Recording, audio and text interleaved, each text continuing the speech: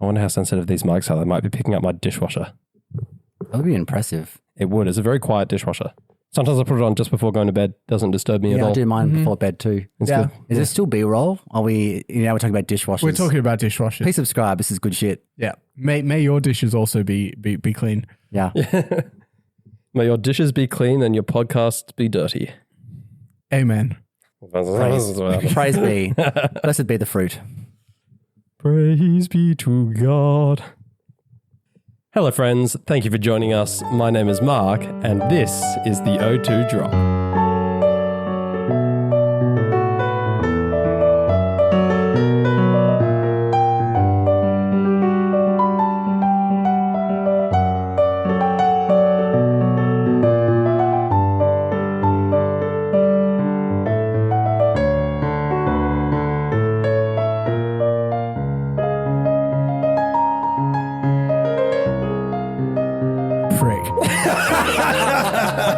I was so excited. Sorry, I didn't realize you were hosting. I thought I was doing it. I'm sitting in front of the fucking soundboard. I was just letting you have the comfy chair. I wasn't letting you have any genuine power. Is this Ethan's debutante host? It would be if we let him do it. It would be if you let me do it. I did not let you do it, just for the record. I can do this. And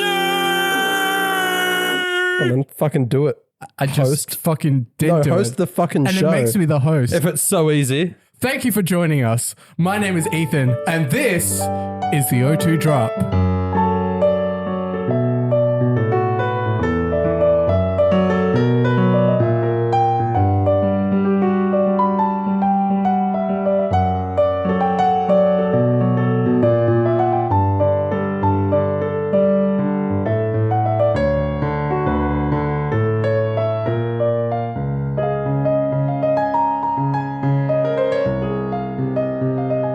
Well, you didn't do the ridiculous sound effect when you said, and this is the O2 Drop, so you're already doing better than Joel. Exactly. Echo sound effect. Yeah. I don't miss that. All right.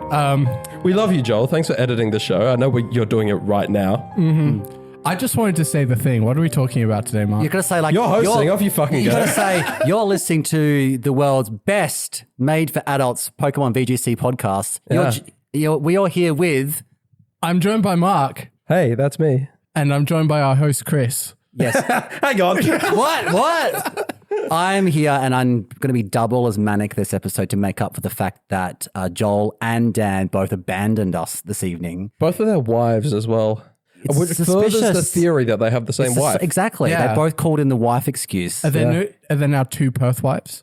There's one Perth wife, they just share them. Yeah. True.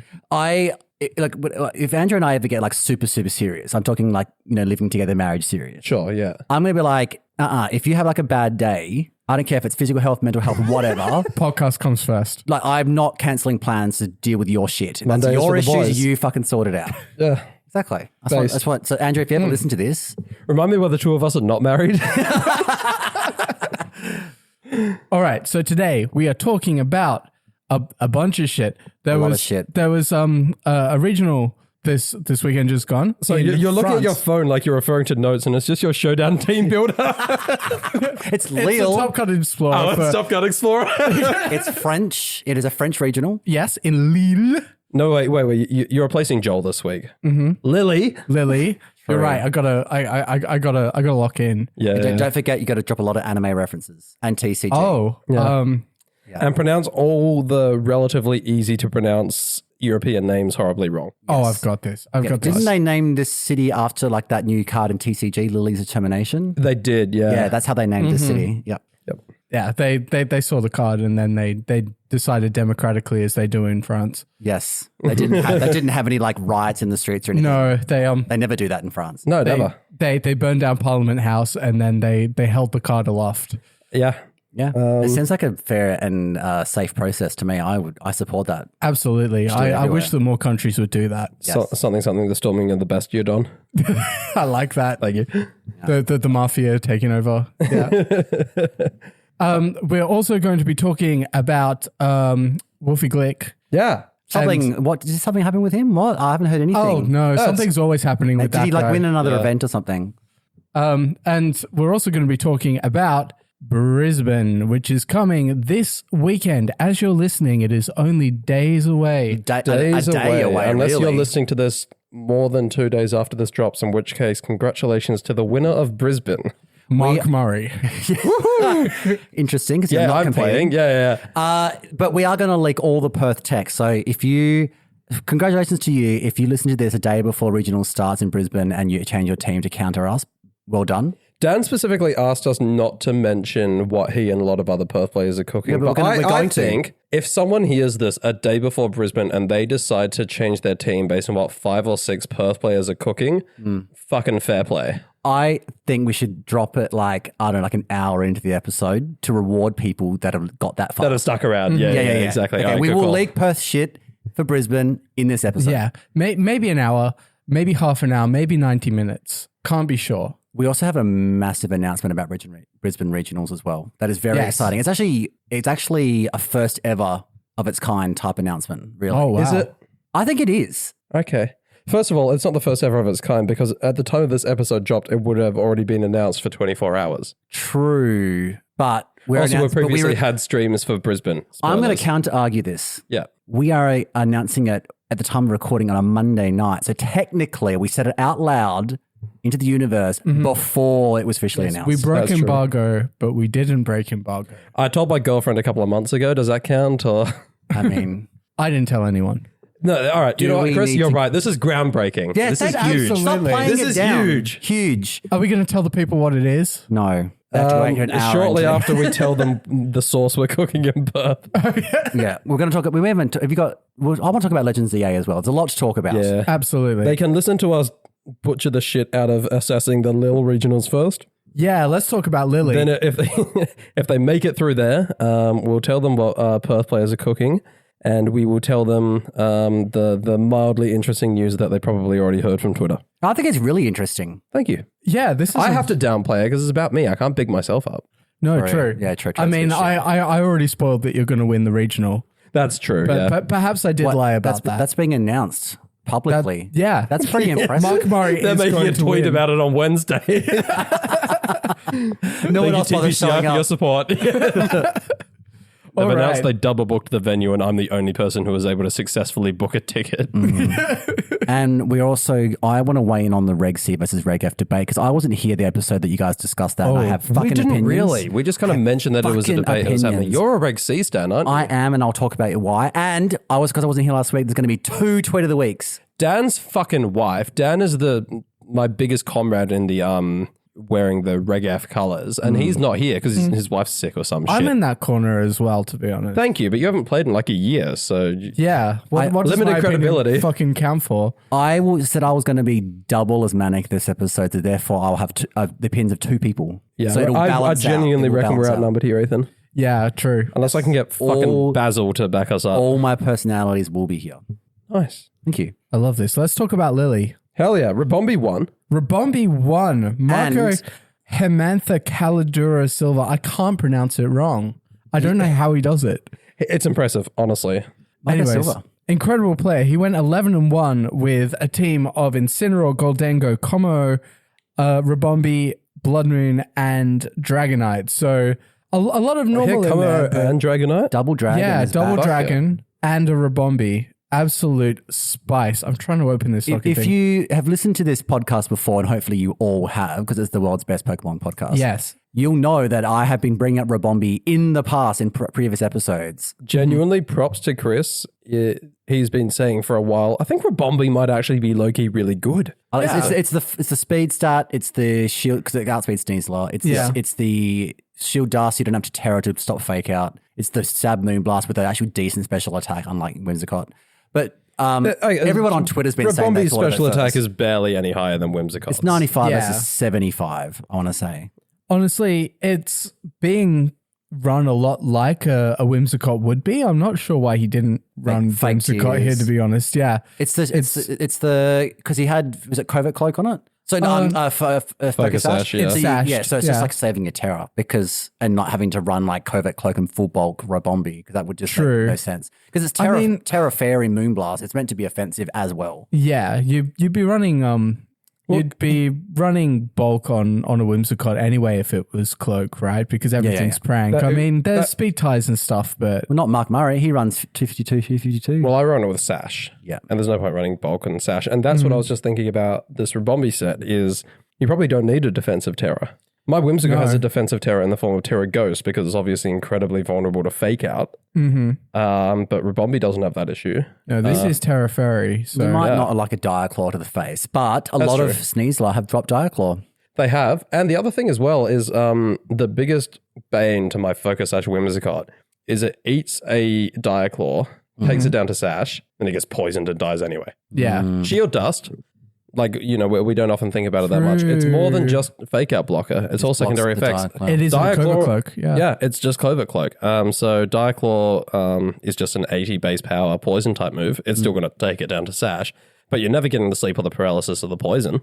That Speaking is of a which, very good point. This is completely Dire Claw proof. Like if he leads it with the gold, for instance. Yeah. I reckon bring back Poison Touch Sneasler. Mm-hmm. I honestly think Poison Ship is really good and bring it back. Unburden's all great, but if you've got other speed control on the team, bring back Poison Touch, Dire Claw. It's basically like 100% poison rate. I think some Focus Sash Sneasler are still running Poison Touch. No, I still think that they run Unburden because then once you've used a Sash, some you double do. your speed. Some do, definitely, but there's definitely still some Poison Touch Sneasler around. Yeah. Good on them. They are running the correct ability. Disagree. I'll die in this This hill. is a fascinating team even besides like the Rabombi tech because he's got Goldengo, he's got Como, and neither of them are stat boosters. They're both 3 attacks.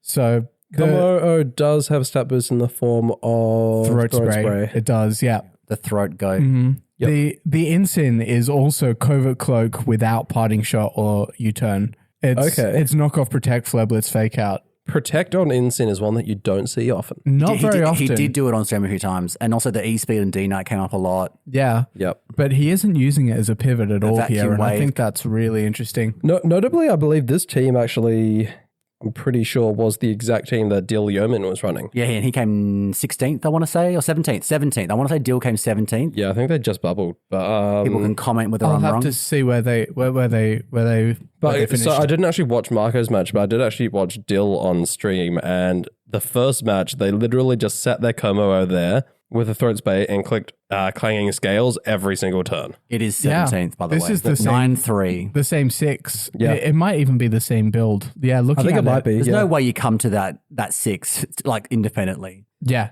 I mean, That's the same. I think they work together. it's possible they matched together on Showdown. and one of them's just Collusion. like, oh, that's a really cool team. I want to copy that. True. I guess that, yeah. It could But happen. those are not.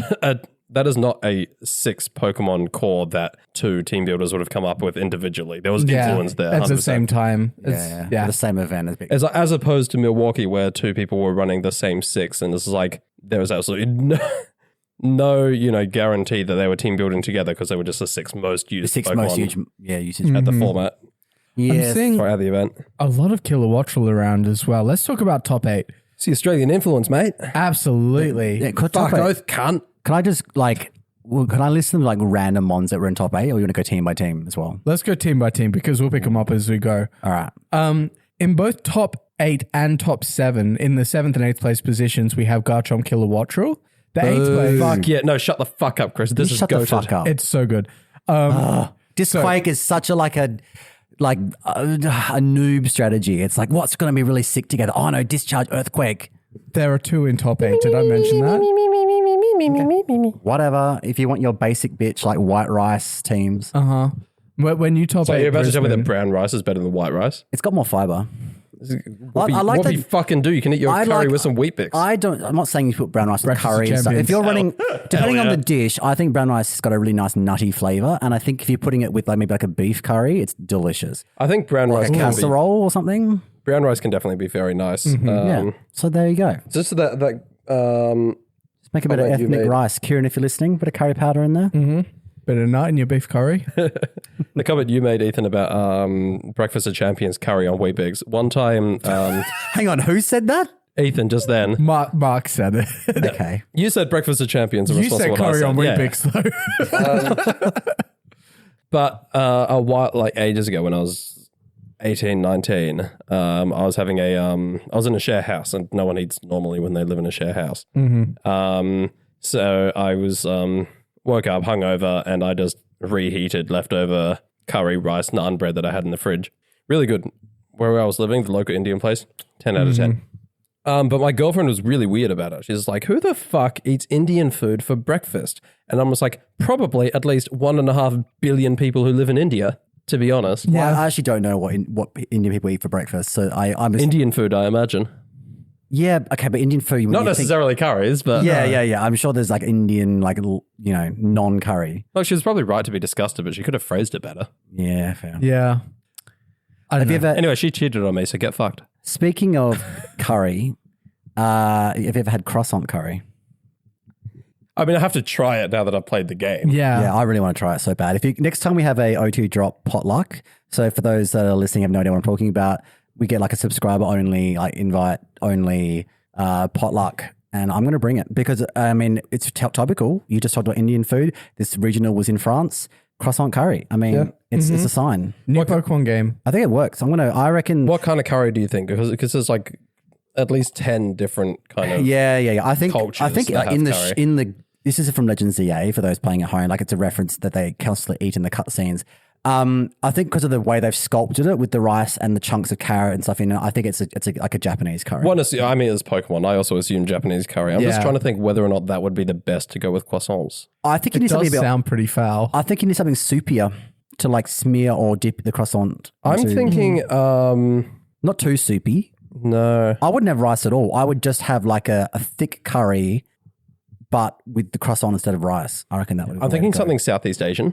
Because like a Thai curry. Yeah, because you would eat something like that with like a roti. And roti is quite like... That's Indian food, Chris. I mean, it sort of is. Roti's pretty... sure, it's in Indian food. I do know like, roti is for the record. Okay. Yeah. But like it's a little bit puffy and buttery and Would kind you call me? Oily. Puffy and buttery and oily. The way we like so to. roti's a bit like... It's kind of like a flat croissant almost. Croissant. So I reckon like... Sorry, I'm supposed to be Joel right now. Croissant, yeah. Eating a croissant and Lily. Nailed it. And my favorite Pokemon, Vivillon. I get so upset when YouTubers say Vivillon. Understandable. Not showing up at the French regional from what I see. Maybe it did a bit lower down, but at least one person would have brought Vivillon. Vivillon. If you're listening and you are French, I don't apologize. And also, you're terrible in bed. Yeah, I was going to say, if you're listening and you're French, fuck you. There actually was a whole brigade. I should say brigade. Like I feel like because they were all wearing berets. Like there was like the red berets, like French. A whole brigade of French people at the Lille Regional. There are a bunch of French people at the regional in France. What the fuck? I know. What the fuck? Mm-hmm. That's like seeing an Australian person at an Australian regional. Which doesn't happen. Them and their fucking kilowatt rules. Yeah. Are we going to see that in Brisbane? Do I need to bring my 100% kilowatt see out? kilowatt roll. Mm-hmm. Oh, God. If you listen to Unless this... it's like a 18-month-long psyop. No, we know the real source that's coming to Brisbane. Everyone in Perth scooped to Dimitri Kosiaris so that he would come in second place with a kilowatt roll so that we all think it's good, so that we're all trying to prep for it, and then when we rock up to Brisbane, no one's going to be running it. So if you're heading to Brisbane Regional, prep for kilowatt roll Garchomp because that's what all the Perth people are bringing. Fuck yeah. I threw it a fucking dim bike. Like if I was playing, it's what I'd be playing. Yeah. Because I took it to Perth. It's fucking good. Oh, you're not playing? Chris. No. Oh. Well, then what are you doing in Brisbane? We're going to edge him a little bit longer. Yeah. Edge him slightly. I'll tell you in 15 minutes. In 15 minutes? We're going to go through top 8. Timer. All right. Okay. All right. So top 8. Kilowatt roll Garchomp run by I am Joel. Fuck. I believe in you. Vliger. Eva Vliger. You know what? That's pretty good. I think Ivar Fliger. Fliger? Vliger? What country is LNL? What country is that? That's the Netherlands. Oh, really? Yeah, that's a pretty Dutch name now that I'm looking at it. I'd like to meet this guy. I can't believe Eva, yeah. I can't believe you just say, oh yeah, they'll both teams were Disquake, but like you just failed to mention there's a fucking wheezing Toedscruel on the team. Well, yeah, you can run Discharge next to Toedscruel. It's a ground type. Yeah, it's not like Kilowatt needs its ability. That's the only thing that when makes this it good. game was first dropped like 3,000 years ago, Scarlet Violet, when it first came out, because we've been playing on it for about 3,000 years. I remember when I saw Toadscruel, the first idea I had in my team builder, if I go back and showdown, is a discharge Pokemon next to Toadscruel. Yeah. So I'm saying it's come full circle. You were talking shit about Discquake all of like 10 minutes ago. Yeah, I'm saying I said it was basically which white rice teams. Oh, okay. Yeah, no, fair enough. Yeah, that makes sense. Because he thought of it in the first 10 minutes. And if I think of it, it's not good. It's basic. It's basic white bitch. Yep. So we're looking at Sash Kilowattrel is Terra Ghost, all the normal shit. Discharge Air / Tailwind Protect. Just for the record, Terra Ghost is incorrect. I'll tell you why. Okay. Because tell us why, Mark. Because you discharge. Sorry, you sit it next to the Garchomp. The Garchomp's clicking Earthquake. True. I'm about to get faked out. Oh fuck! Better Terra Ghost. Whoops! There goes 80% of my health because my Garchomp just ate me. No. Wrong. Stella. Terra Stella. Stella and Cloak. If he dies, he dies. Exactly. Yep. That's how I ran it. It was really good. Trust me. Yeah, you won the regional? Nearabouts. Yeah. I mean, this guy didn't win. I the wanted original. as much as Dimitri Koziaris did, which is to say both of us didn't. Yeah. That's true. Terra Stella, you get to boost your the damage of your electric type attacks to acceptable levels. Yeah. to acceptable levels where it might actually do something I mean, does anyone without losing the flying typing. serious question? Has anyone in the history of Pokemon ever got a KO with Air Slash on Kilowattrel? Yep, when I went Terra Stella. Yep. Because on things that are 10%. I saw multiple Air Slashes and do like Komodos, Rillabooms. I feel like it couldn't kill a Weedle. Oh, it hits like a wet fucking noodle, but if you get intimidated, sometimes it can pick up a KO. Got to stiffen that noodle up. Yeah. Also, Terra Stella. recently in Raid I started running Hurricane on my Kilowattrel for that exact reason. I would rather take the 30% miss chance than the 0% knockout chance. Yeah. You would rather take the risk of doing no damage than guarantee doing no damage. Exactly. Fucking oath. Seriously. I guess there's the flinch chance. I guess that's the one redeeming quality. Yeah. Yeah. So that way you can get two But it's loads also of fuck still all got a in. miss chance for some godforsaken reason. So it's still going to happen. All right. The Kilowattrel is next to a Garchomp, as we mentioned. It's Life Orb, Terra, Ground with all the usual suspects. Earthquake, Stomping Tantrum, Declaw, and Protect. The correct way to win on Garchomp, yes? Yeah. Just send it. Yep. He has Hisuian Typhlosion. It's Scarf, Terra, Fire. This one has Sleep Talk. Fuck yes. Yeah. Oh yeah, no, I'm with you. It's not just like the two moves, Sleep Talk, Eruption, is it? No, it isn't. That would be so funny. It's got Heat Wave and Shadow Ball as well. Heat and miss. Yeah, honestly. Got him. Do you remember the Dracovish sets back in Regulation? Which was Fisher's Friend and Sleep Talk. Generation 8? Yeah. It's just like, it's only got one move whatever clicking on it, so we may as well run only that and Sleep Talk. Then if it gets slept, we just... I love sets like that. People run it on Spec Sylveon sometimes. Oh, with like Hyper Voice? Hyper Voice, yeah. That's very funny. There was the fucking Kamala set with Choice Band where Last it had... resort. Yeah, because like Sleep Talk, it like Comatose like synergizes with that. Yeah. So you would just spam Sleep Talk and it would immediately call Last Resort. That's pretty funny. It's pretty funny. Until it was they terrible. removed Last Resort from its moveset in this gen. Yeah. Yeah, too 'Cause, broken. it That was a balance too match. OP, but no, we'll just make a Kang's fine. We'll just leave. Yeah, Wait, absolutely. Nerf Kamala. You know what might actually work? Put your own Ursaluna Blood Moon to sleep. Spam Sleep Talk. The only two moves you've got are Blood Moon and Sleep Talk. Blood Moon, there's nothing that stops it from being used consecutively. It can't be clicked consecutively. Yeah. Because like the Encore interaction, if I click Blood Moon goes off. The next turn, if I get Encored, Blood Moon goes off again. Yeah. So it can happen twice in a row. It can. It's just the following turn I'm going to struggle because I'm not allowed to click it after the turn that it was used. This is true. So, I have a question. How are you getting Ursaluna to sleep? Side Spore. This is a fucking terrible idea. No, but this way you can't be... no, paralyzed. Run in the GC. Yeah. Fuck yeah. No, Yeah. absolutely not. I'm running Choice Scarf on the Ursaluna, by the way. Yeah. Run it next to Jolly Amoongus so you get the Spore off first. No, you don't even need to get the Spore off first, because first turn you just click Blood Moon. True. And then you side Spore after. That's clever. That's very clever. I like that. All right, let's see you pronounce 7th place's name. I'm not done with the team. Oh, we're still talking about Ivar. Just keep sidetracking and talking about shit. Jesus Christ, Chris. So we've got Kilowattrel, Garchomp, Hisuian Typhlosion. The next one up is Toadscruel. I would have missed out on Toadscruel. It's Covert Cloak, Terra Water. It's actually very, very similar to the team that Wolfie used in that one regional. If I look at this whole team, the last two are AV Incineroar, Terragrass, and Choice Specs, Galarian, Weezing. So Specs Wheezing was the Wolf team. yeah, exactly. So you look at like those two next to the Typhlosion, and it seems like he looked at the Wolfie team and thought, I can do better than that. And he almost did. Yeah. Yeah. Well done. The Wheezing is pretty cool. It's Terra Water Terra Blast. What the fuck? Yeah. I think the Wolfie one was just Flamethrower, but The Wolfie one, I believe, was Specs Terrafire. Yeah. Heatwave, I think. Yeah. Did it have Heatwave or Flamethrower? Heatwave or Flamethrower, one of the two. Yeah. I think it might have been Heatwave. Irrelevant. Yeah. Yeah. Doesn't matter because this guy's running Terra Water Terra Blast, which is fucking sick. I don't know why anyone would do that, but it is sick. Resist water. Resist Make It Rain. True.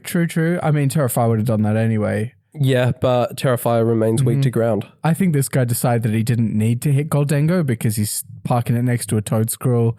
He has a whole ass Garchomp and an AV Incin and a Typhlosion. He's set for that. I think he's fine against Goldengo. Yeah, but I'm just trying to think what we have in the format that's actually weak to water that makes you want to run water coverage. Blood Moon, Incineroar. They're pretty big Pokemon. But yeah, those two those two alone are enough. I guess random rock types. Maybe some sneaky Talonflame or some shit. The occasional Hisuian Arcanine on the Justin Tang team. Yeah. I mean, cool. There's things. Yeah, there's things and stuff. Yeah. I don't hate it. What resists his fairy stabs? Fire types. There you go. Water. True. I don't hate it. Yeah. I mean, you could just sludge bomb that. But no, it's cool. I don't fully get it, but nice. May top 8 at a regional, we'll allow it. Yeah, exactly. All right. Number 7, Ryan Guezi. And it's Guezi in capital letters. Guezi. I love that. I'm glad I finally know like a French player's name other than Aurelien Sula. Although we do love Aurelien Sula. We've had Hippolyta Bernard. Who? Yeah, good point. Hippolyte. Yeah. That's a good name. French players. And Thomas Gravry, although we haven't seen him in a while. That was good. That was a very good French pronunciation. Yeah. Thank you, Gravry. All right. Ryan Guezi is running AV Tita. He's running more enthusiasm on AV Tita. AV Tita. Assault vs Tyranitar. It's running a whole bunch of moves we've never seen before on AV Tita, including Rock Slide, Knockoff, Low Terra Blast, and Flying Terra Blast. This do not besmirch the Tita. This AV Tita on stream lived a Aura Sphere from Komodo. It gets Marco Silva in top 8. It lived a Aura Sphere and a Blood Moon in the same turn. Assault Vest Tyranitar is cracked. Yeah. When you add both the Assault Vest and the special sand. defense boost from the sand, it lives way more than you'd ever expect it to. Yeah. I'm up against it like I'm going to destroy it. Terra Steel Specs Make It Rain, and it does just over half. And it's like, what the fuck is that? Evidently, Tita, he still baby. lost the set. Just wait till we can make it that shit. Yeah. So he was also running... Don't get AV. Yeah, but then you have other stuff. Good point. Other stuff. You know, like you have like better offensive pressure, defense, speed, the whole shebang. This is true. So yeah, Terra Flying made a lot of sense because he was running it next to Life Orb Garchomp. It was Terra Steel with the same set as the other guy, Tantrum, Earthquake, Dragonclaw. He was running Rough Skin on it, so he kept it reasonably honest. I did, and Rough Skin did come up again. I think he like Marco E-speeded into it and got the Rough Skin damage. But I still think a sneaky Sand Veil. Yeah. That could be the deciding, but like, you know, that against like a scale shot up against like a Garchomp with Sand Veil up, that scale shot's missing like 50% of the time, let's be honest. True. Yeah, it is absolutely foul. The scale shot already misses a lot as it is. Yeah, exactly. Yeah, I reckon you can't rely on it. I get it. Nah. All right. So yeah, he's running that. He's got a Cloakomungus with Terra Fairy. I guess he really needed the answer into Dozo, although he doesn't have Clear Smog on this. It's the standard Rage Powder Spore Pollen Puff set. He has an Iron Plate Goldengo. Most people go for Metal Coat, so I appreciate him going against the current there. Exactly. Against the grain with exactly the same item with a different name. Exactly. The hipster option. Yep. This is also Terra Flying, so he's very much built this team around EQ. It's a standard plot step, Make Your Rain, Shadow Ball. Yep. He's got a Goggles Incin. Parting Shot is back. It's Terra Ghost, Stabs, and Fake Out. Okay, so the most standard Incin. The most standard Incin, so. Yeah. And he's also got a Kilowattrel. This one is T-Bolt Air Slash, Terra Ghost as well. Everybody's throwing. Like, if you're running Sash, I get it, right? Yeah. Like you want to get around all of that stuff. Especially because on my team, it's not, I don't even run Tailwind on it on my team. But like when it's your Tailwind setter, you kind of sometimes need that Terra Ghost to pull out. Because if you get faked out and knocked out, then you just lose your speed control for the game. It's true. Yeah, well... I was rooting for this guy. I would love Raihan. Well, I mean, it'd be cool to a French guy to win. But second of all, I wanted T-Tail on the regional win. But top 8's pretty good. That'd be cool. He honestly, the matchup against Marco, I not to besmirch Marco Silva because he's obviously a better player than all of us put together. Probably by a lot, like a significant amount. Yeah. But he misplayed so many times on stream. He got lucky. Like he should have. Really? I think it was top. It might have actually been this opponent. Ryan, I think, had him beat in game 3 and then clicked Stomping Tantrum instead of Earthquake. Yeah, it was because it was a mirror match with Goldango. This is Goldango on this team. Yeah. So the top 8 match on stream. So I watched the whole of day 2 stream. Mark, it came down to the Goldangos versus like on both sides of the field, and then it was a Terra Steel Garchomp on one side versus a what was Marco's Terra Steel Dragonite, I think it was. Or something like that. There was like steels on both sides and then Goldangos on both sides. And it came down to like 1v1, but Garchomp clicked Stompy T into the Goldango and killed it, but the other Goldango killed Raihan's Goldango first. Oh, okay. And it was against Komodo. It was Komodo on the other side of the field. So the Terra Steel Garchomp lived the Aura Sphere, and then like Stompy T killed the Goldango, but like if he clicked Earthquake, even though he would have killed his own Goldango, he would have killed both sides. I think he was worried that the Aura Sphere would kill. So it was kind of like covering for like, I don't want to kill my own Goldango in case they don't attack into it. Therefore, the Goldango can get the kill as well. It was like, but like honestly, if he clicked Earthquake, and you could see like he was like, oh fuck, like on stream he was kicking himself like pissed off that he just thrown, because obviously as the moves all resolved, the last thing that happened was like the Stompy T, and it was like if he clicked Earthquake, win. So Marco got lucky. Yeah, just one read, huh? I also hear he got bailed out by a double protect in one of the games, although I hadn't seen it. In the final. In game 1, Marco lost game 1. He had Tailwind up, and then he just accidentally clicked Tailwind again with his Dragonite on the last turn of Tailwind. Oh. And then just like wasted a whole turn and ended up losing that game. So yeah, like it was. Yeah, that's. Yeah.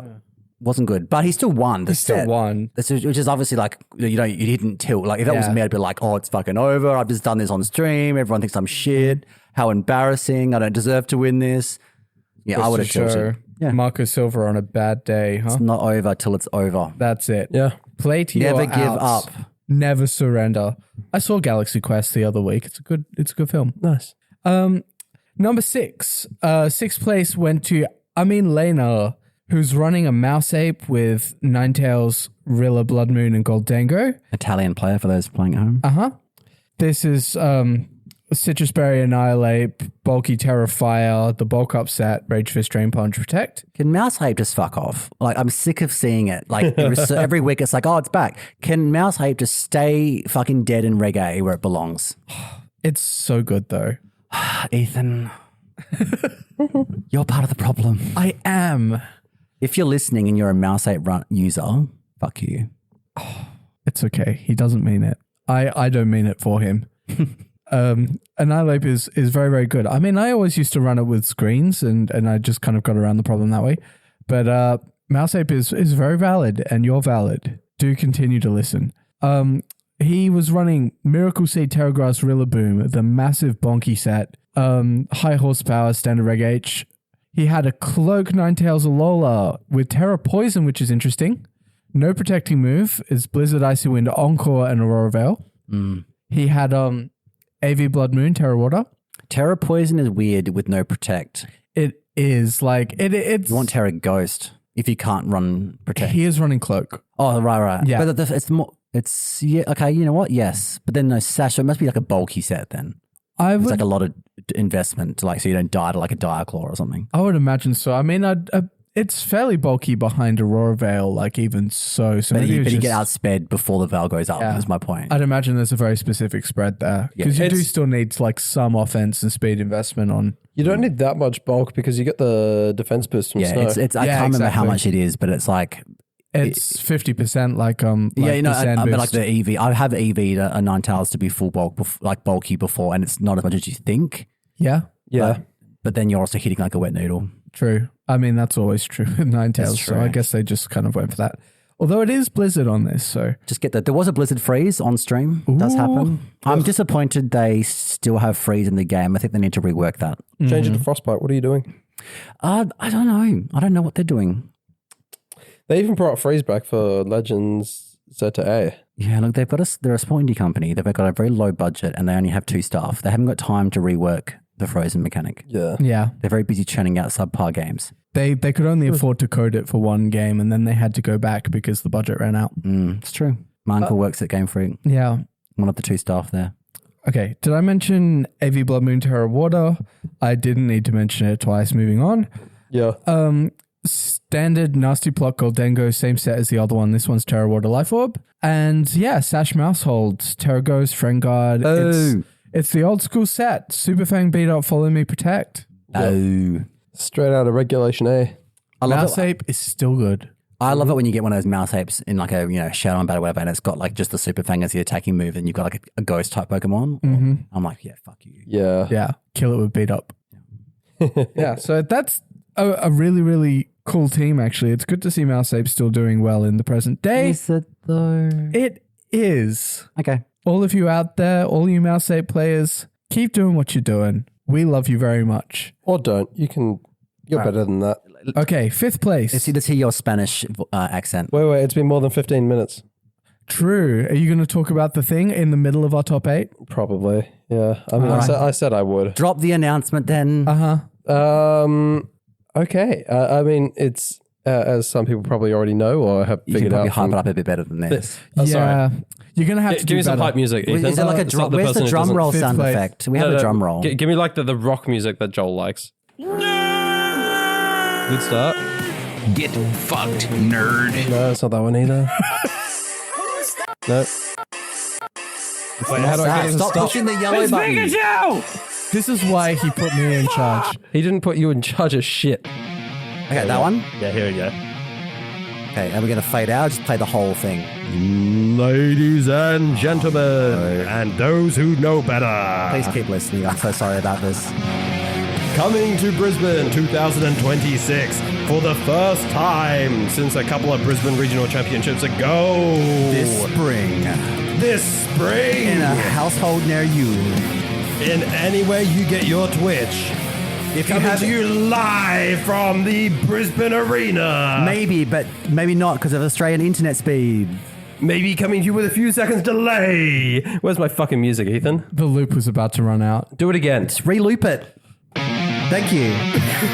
Back to this For spring. 1 day and 1 day only, Not except 2 for days? day 2. I was going to say. For 2 days only, we will be casting live from the Brisbane Convention Centre. Not from Mark's house for once. Not from my house, Not from Scoot Easy's house, from the Brisbane Regional. An actual proper venue. Oh my God. With a backdrop.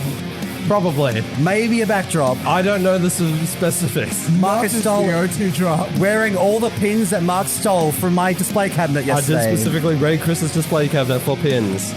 Yeah, all right, fair enough. Yeah. That's probably It's got the little good case split. to cut it. So- For those who are completely fucking lost, I'm lost and I know what it is. there will be a Brisbane stream. And Woo! yes. Where's the applause? Do the applause. We need an applause. Oh, shit. No! Oh, that says Dan. Oh, God. There will be a Brisbane stream. Wow. The people wanted it, and yeah. we made it happen. we had very little to do with it. if No, I'm I mean, honest. the people, the B, reached out to us. I mean, how do you think you got on there? Yeah. So we, as a podcast, were As an approached entity. and they said, "Hey, one of you guys want to cast with us?" Which of you cunts has no life? Yeah. Which of you idiots isn't already planning on competing A at Worlds? semi-professional at Brisbane? affect. Yeah. So anyway, yes, there will be a stream, and we will be casting it. So there's 4 of us. There's bear in mind Mark is reaching for his phone because he doesn't know the names of his fellow casters. Joel cut this.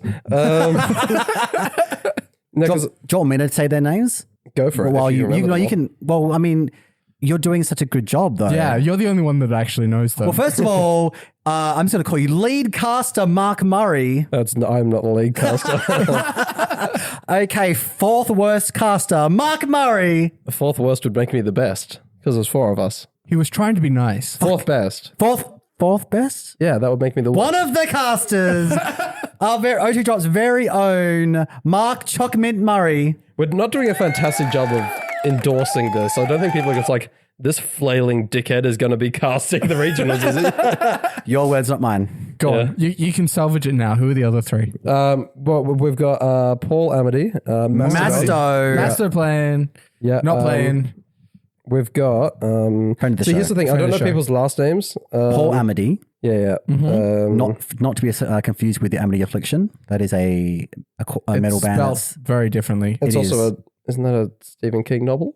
Amity Affliction. I did not know that. No, Amityville Horror. That's what I'm thinking of, Yeah, not to be confused with that either. Paul Amity. Shout out to you, Masto. Yep. We've also got Jack Buckley. Not to be confused with Jeff Buckley. No. No, exactly. Who Hallelujah. didn't originally sing Hallelujah? It's a cover, but it's still a fucking good Jeff cover. Buckley, not to be confused Yeah. with Leonard Cohen. Not to be confused with the Amity Affliction.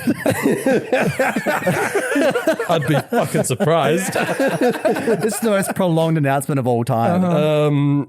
And we have Harrison McGowie. Sorry, McGowage. McCowage? McCowage, yeah. Yeah. Nailed it. We know Harry. He's Harry come Alola? over for locals over here a couple of times. We love Harry. Yeah. We tolerate Harry. We're going to be casting with Harry. And by we, I mean me. I will be getting And Jack and interviewed. Paul. I'll be getting interviewed after winning on stream, so I will also be casting Hey, with Harry. Maybe this time the Brisbane Regional Championships will be cooler to you than Joel ever was. And when you pair against Kieran, they might actually put you on stream. You know, I actually Do you really get to want decide this. wait? Do you get to decide which games are on stream? To be honest, I have no idea, but I'll try to You like, must have some weight. I'll try to But also whisper you in might their have ear some like influence on Jafar. what's... I think that you conducting like an me interview in- with like Chris after a round win would be incredibly funny. So I think because that- you've got like a whole bunch of stipulations that you need to follow in order to stay professional, right? yeah. I'm not allowed to call Chris a cunt while on stream. It's very disappointing. Can I call you a cunt while I'm on stream? Probably. Probably not. Is that Mark Murray advise from the against O2 Joel? How's it going, cunt? No, I'll just be like leaning over and whispering in the producer's ear, my liege, Christopher Marr is at table 7. Running the source. We should put him on the stream. It would be good for views. I love Trust me, I'm a caster. Look, So who knows? Maybe I I've have got a bit been of sway. told that I should be on television. This may be my gateway. Yeah. I don't know if we'll have stream cams. So not only will you have to be on stream, you'll have to win so that you get on the Done. caster's house for an Done. interview. All right, cool. Just put me on put me on stream every round until I get a win. I'm bound to go at least 1-7. Yeah, I was going to say, welcome back to round 5 of the Brisbane Regional Championships, everyone. Thanks so much for joining us. You join us here at the 0-4 table.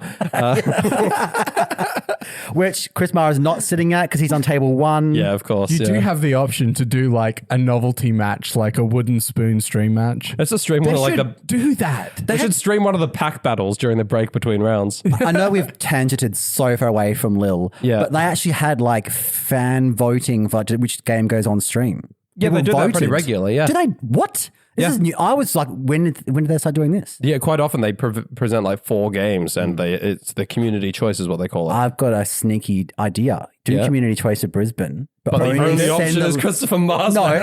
Well, that's pretty obvious. Only send the link for the community choice to the O2 Drop community. I think you're overestimating how much I'm kind of running this whole You're thing. a quarter of the running, right? Yeah. I'm literally just there. I feel like Harry could be bullied. That's like we're halfway there. That's You're 2 in charge votes. of the True. regional. Yeah. Yeah. Harry, if you're listening, if I'm not on stream, mate, I'll make I will him destroy my- you, and I'm not even going to specify how. I don't see you being able to bully Masto, but I think I get a lot of joy out of watching you try. I reckon Master would also vote yes. That's 3 yeses. It's a yes That's from true. me. Yep. And who is the other one? You know this. Someone I've never met in person. His name's Jack.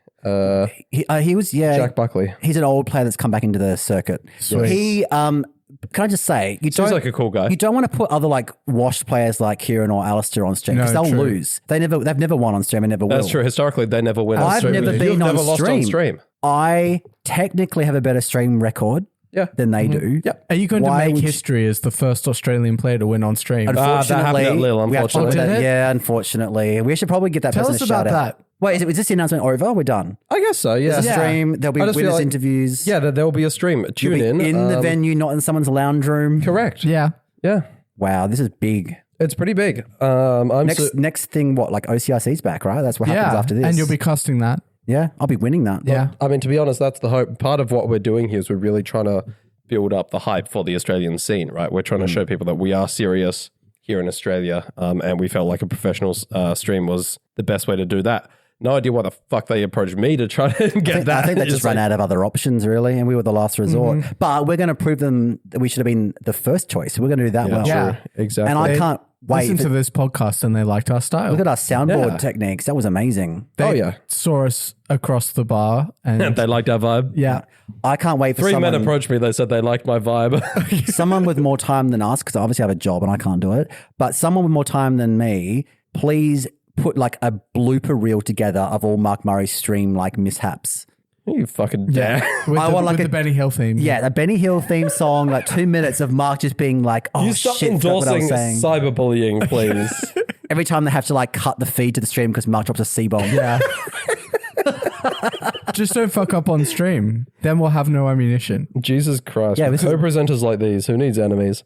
I also want to quickly shout out Hobbit, Henry Rich, who Yes, is- he's running the whole deal, right? He's he's kind of The whole community orchestrating a lot of it. initiative. Yeah. on you, He's in Henry. the US at the moment. He's still kind of like trying to. He does. Make this happen, He's still technically Australian, but he does spend a lot of Yeah. time over there. I think his partner lives there. I'm pretty sure. I would like to also drop an exclusive. You're going to do an announcement. I'm going to do announcements. Sure. Okay. Okay. This is even. I reckon this is even bigger news. Even more hype. All right. More hype than for me personally, anyway. That's not the correct. No, I want proper sound effects. Where's the fucking rock music? Nope. No, stop pushing it. Some of them turn off when you push it, and then some of them just restart. Okay, well, have you found the right button now? Because this is big news. What are you doing? Mission failed. We'll get them next time. Can you give me the rock music, please, Ethan? All right, I'm going to take my I time. think it's the pink one. The pink one? Maybe. I don't one actually more? know. This That is like big men one. trying to find the clitoris. No, okay. Try the. You guys are in a crisis. No. I'm on my way. It turns out it wasn't the pink one. Damn it. Are we giving up on the soundboard? No. Yes. No. Fuck. It's not the yellow button. If you push the yellow button one more fucking time. It's Wait, this go one. back. Yay! All right, this is not kind of. This is a weird music for the game. Sorry, Ladies and gentlemen, boys and girls and everything in between. For the first time ever, coming to you on this podcast right now. This is not working. I was liking it. I think it worked the first time. I think it was working then. Thank you, Mark. Anyhow, your announcement. So, very good friend of the show and subscriber, Diego Ferreira. Ooh. Yes, world's top 4. Ooh. Just quickly, and also reigning Brisbane champion. And reigning Correct. Defending champion, yeah. the reigning, defending, undisputed Brisbane Regional Champion of the world. Undisputed until 2 days after this episode drops. In Yes. which case, It will be very much may disputed. he may maintain it. still be the undisputed Yeah. heavyweight champion of the world. Yeah. But as of today, he's also officially an Australian citizen. Really? yeah. He had his citizenship test today and passed. Officially Australian. Chile can claim him no longer. Chile, if you're listening, fuck you. You can't have Diego back. And Alistair and Kieran, if you're listening, no longer can Diego Ferreira be denied of the for the Australian World Cup team. Oh, they're all gonna put him on the World Cup you team have for next been year, yeah. denying him for years, edging him, which is my job, by the way. Hopefully one day, maybe. And I just wanted to congratulate Diego for becoming Australian. Welcome to the club. We have T-shirts. And Fair fucking dinkum, cunt. I can't wait to see you on the Australian World Cup team next year, because to rob him again from a play, he's an official Australian citizen now. I will tolerate this, discrimination no longer. Yep. Downright un-Australian. It is. It is. It's fucking un-Australian. Fucking un-Australian. It's about as un-Australian as 50 cents for tomato sauce. It should be free. All Fuck all shops should be mandatory free sauce. It should be subsidized by the government. I don't even care if you're not even a food shop. You usually have free sauce in every shop. You go into a dress shop, free sauce. You go into you go post into office, Louis Vuitton? free sauce. Yeah. Free squeezy Master Foods In tomato every sauce. shop. Like a tub of them at the door. I want to see how this dress shirt holds a stain, for fuck's sake. Exactly. Absolutely. Because tomato sauce really does stain like nothing. It fucking really else. does. But It's like if you get a single drop of it on your jeans, you're not getting that out until you give it a proper wash. Like Yeah. you try to go in the bathroom, clean it off, dabbing with water, whatever. No, it sinks into the fucking grooves. It's like how you have to put water out at a bar and it's part of the RSA. Yes. Yeah. Exactly. Yeah. It's like a legal requirement to have water at a bar. I've also recently learned why tomato sauce is so addictive, or ketchup for those American listeners. It's because in Australia they put meth in it. that also it's got true. Tomatoes are very high in umami, so you get that like natural MSG flavor enhancement in tomatoes, and ketchup's very high in that like umami palate, and it's like addictive. Yeah. Like a Parmesan cheese level of addiction. Ooh. Yeah, that's why ketchup's so fucking good. Tomato sauce. It is also the meth. So, And also the meth. yeah. And that's why free tomato sauce for every man, woman, and child in Australia. Yes. Shit, yeah. Let's go to Canberra. Yeah. Oi, Mr. Prime Minister. Where's my free Master Foods? Do you know who I reckon would endorse this? I reckon Bob Catter would get behind this. Yeah. He would. I 100% think he would. Genuinely. He wouldn't want to waste much time on It's just un-Australian to be charging for tomato sauce. Most foods you buy should be automatically included. But I'm not going to spend any more time on it. Because every day someone in Queensland dies of no tomato sauce. Yeah. I'm not going to spend any more time on it until we fix the tomato sauce problem. Bob Catter, when he walks into a bakery, is like, can I get some tomato sauce with my pie, mate? It's like, yeah, mate, 50 cents. Oh, mate, don't say that. Because that irritates me, and I punch blokes in the mouth for saying that. Don't you dare say that. Because the man is torn apart by a dry sausage in No, Far have you North not seen the new Queensland. one where someone asked? Torn apart by a dry sausage. Title of my sex tape. That's fucked up. Have you not seen the most recent one where a reporter was like, but aren't you Lebanese by heritage? And he's like, Oh, mate, don't say say that. that. Because that pisses that me off. irritates And me. I'll punch and I blokes punch in the mouth for blokes in the saying that. mouth for saying that. Don't you dare say that. He's a lesbian. But I reckon that's how he would react if someone tried to charge him 50 cents for a sauce. True. Punch blokes in the mouth for that and fucking good on you. I Bob. honestly think if you get punched in the face for trying to charge someone 50 cents for a sauce, I think that's on you, and I don't think that should be held up in court. I think they should get off. It's self-defense is what it is. It is, it Yeah, is. That's it is. a proportionate response. It's like you're basically self-defense against a hate crime. And just for the record, Diego, congratulations so much on becoming an Australian citizen. You are now obligated by law and the Constitution to share this opinion with us about tomato sauce now that you are an Australian. Yeah, it's true. And no one in the entire country has read the Constitution, so no one can actually tell me I'm wrong on that. Yeah. We don't have a constitution because this isn't fucking America. No, we have one. Do we? Yeah, just no one knows what it fucking says. I've watched The Castle. exists. I've watched The Castle, and it's all about the vibe. The vibe. It's all The about vibe. It's all about Marbo. Marbo. It's Marbo. See, it's I the didn't know about the vibe. vibe. Have you not watched The Castle? No. Oh We're my going to have a movie night. God. Okay, so next we need like an O2 Drop movie night. O2 Drop movie night. Yeah, Okay. yeah. Any subscribers are invited to the O2 Drop movie gonna night. do We're the- watching The Castle. For interstate/international guests that want to, subscribers that attend, are you going to redeem? You're going to make your promise of giving them $20 to reimburse them for Yeah, their $20 costs? to subsidize the travel, yeah. Okay, yeah, you're good for it. Awesome. OG Drop movie night. I'm pretty confident that I won't end up having to pay it out. One day, someone will hold you to this. That's my fear for you. Look, and to be honest, I respect it enough. They can get the $20. all right, done. Should we go back to Lille? Yeah. Actually, I was just going to say while we're making announcements, breaking news. Another breaking news. What's happening now? Breaking news this time. Jared Clappin, friend of the show, has finally had his nickname banned from Showdown, using the nickname on Showdown that he's been using for a while, Amphetamine Chow. Banned by who? Someone reported him? Yeah, I think so. It just says, Clefable considers your name inappropriate. Please pick something that's not talking about drugs. And then there's another screenshot of Amphetamine Chow lost by having an inappropriate name. It's the end of an era. I've got an announcement as well then if we're going to do announcements back to back to back to back. Sure, go. Moxie. Oh, fuck. All right. This got it this spring. Moxie boosted. Unless you're in America, in which case this autumn. Oh, wait. This fall. This fall. This fall. If you're in the Northern Hemisphere. Okay. Moxie boosted. You can turn it off. It's okay. We don't need the rock sound effects.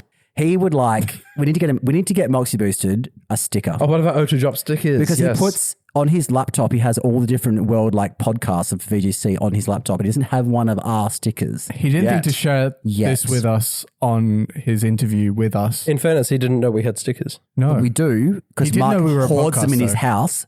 I have stolen a few from Actually, him. that reminds me, I've got to go get that right now before I forget. Okay, well, we'll just pad for time while you go get shit. We give need him a musical someone. interlude. If you are going to an international event that Marcos Perez, aka Maximus, will be at, please let us know. Can you get a sticker to him? Because we cannot afford to post it to him because we are poor, because not enough of you cunts subscribe.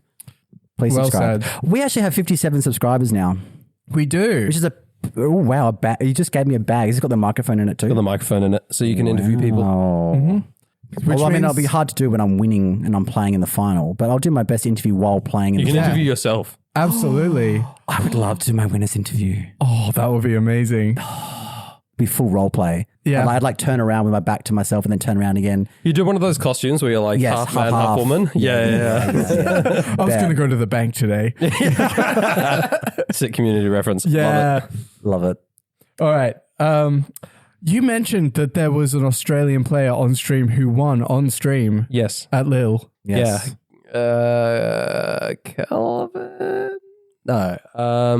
What was his name? Chris, remind me. Well, okay, what place did he get? And I'll find. He started with 60 something. that guy, 67th. Yeah. Oh, okay. Okay, congratulations to Jacob. Where was his name?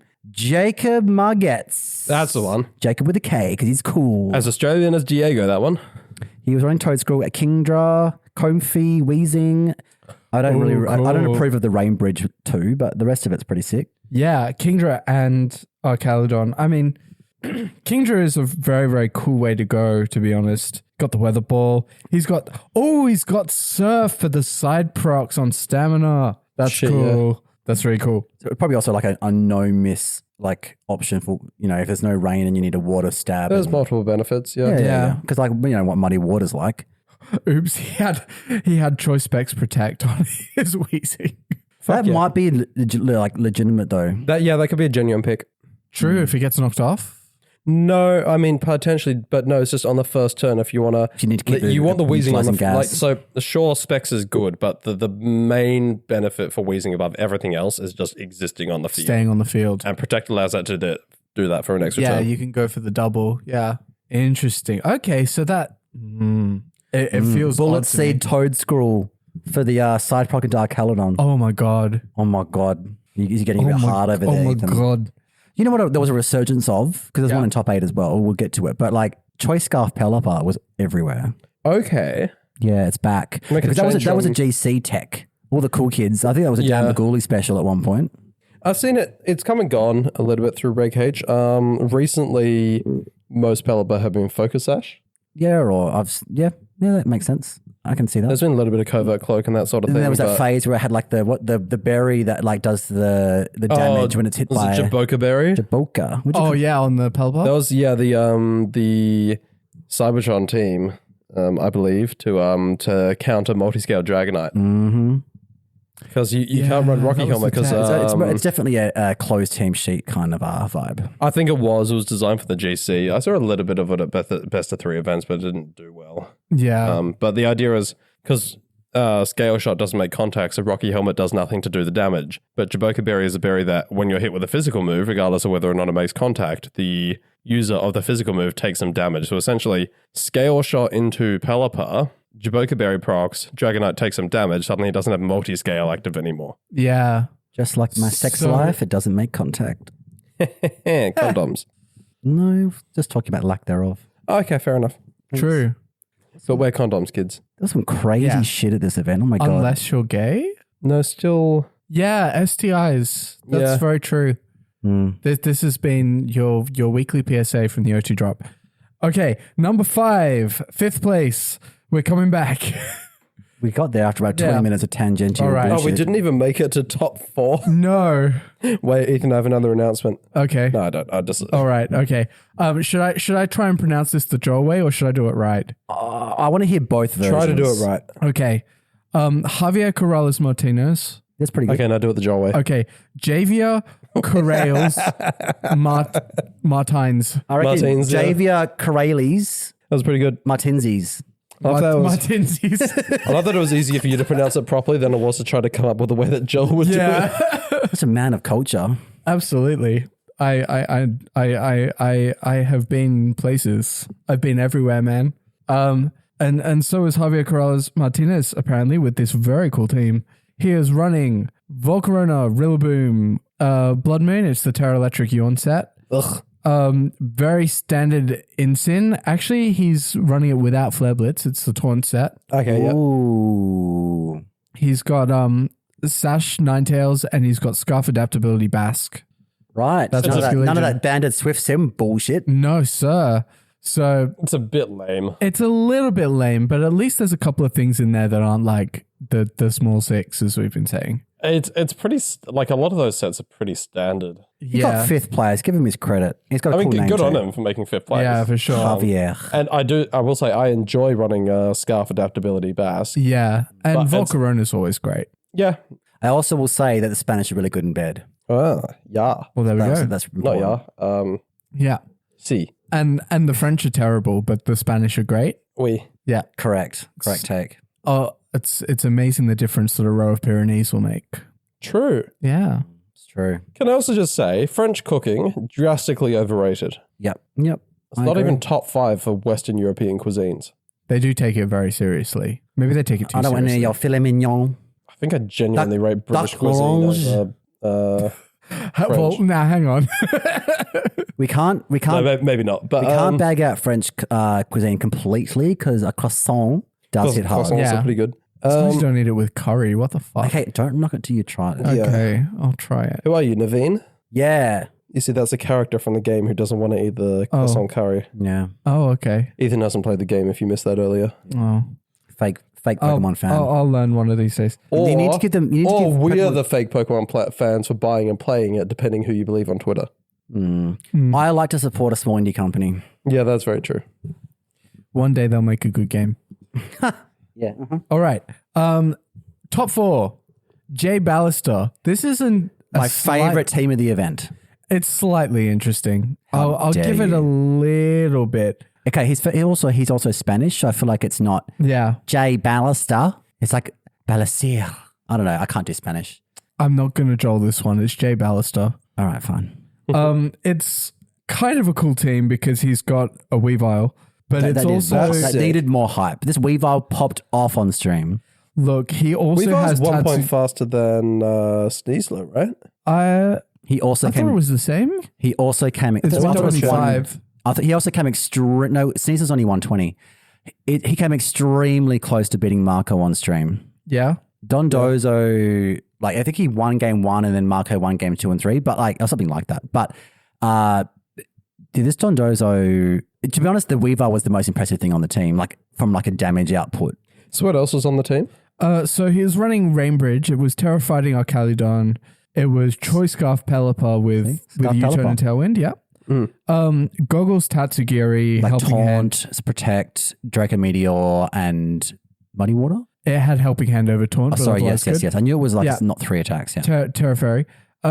He had Sash Weavile, Terra Ghost. It was knockoff, triple axle, beat up, and fake out. That triple axle like destroys Dragonites, destroys Rillabooms. Yeah. Triple Axel, very good move. If it hits. yeah, if it Yes. is. And he was running beat up because he also had an Annihilate. Shit, yeah. What was Yeah. the item on Annihilate? It was Citrus. It's Terra Fairy. It's that sort of hybrid set. This one has Taunt. Okay. Rage Fist, Close Combat, Taunt Protect. Interesting. I and- think it's a really cool team. Yeah, and then he had a standard Dozo to go with the Tatsugiri, Wave Crash, Earthquake, Order Up, Protect, Terra That's Grass. nice. It was Cringe. it was 2/2/2 Dondozo. Let's not sugarcoat it because it's got Tatsugiri Dondozo, your Rainbridge core, you've got your Weavile Annihilate beat up core. Yeah. But he was doing some cool things. He would lead like Dondozo plus Weavile or like Pelipper plus Dondozo or Tatsugiri got led a few times. Yeah. Well, like Helping Hand and stuff like that. It did get one. I think it might have been Marco.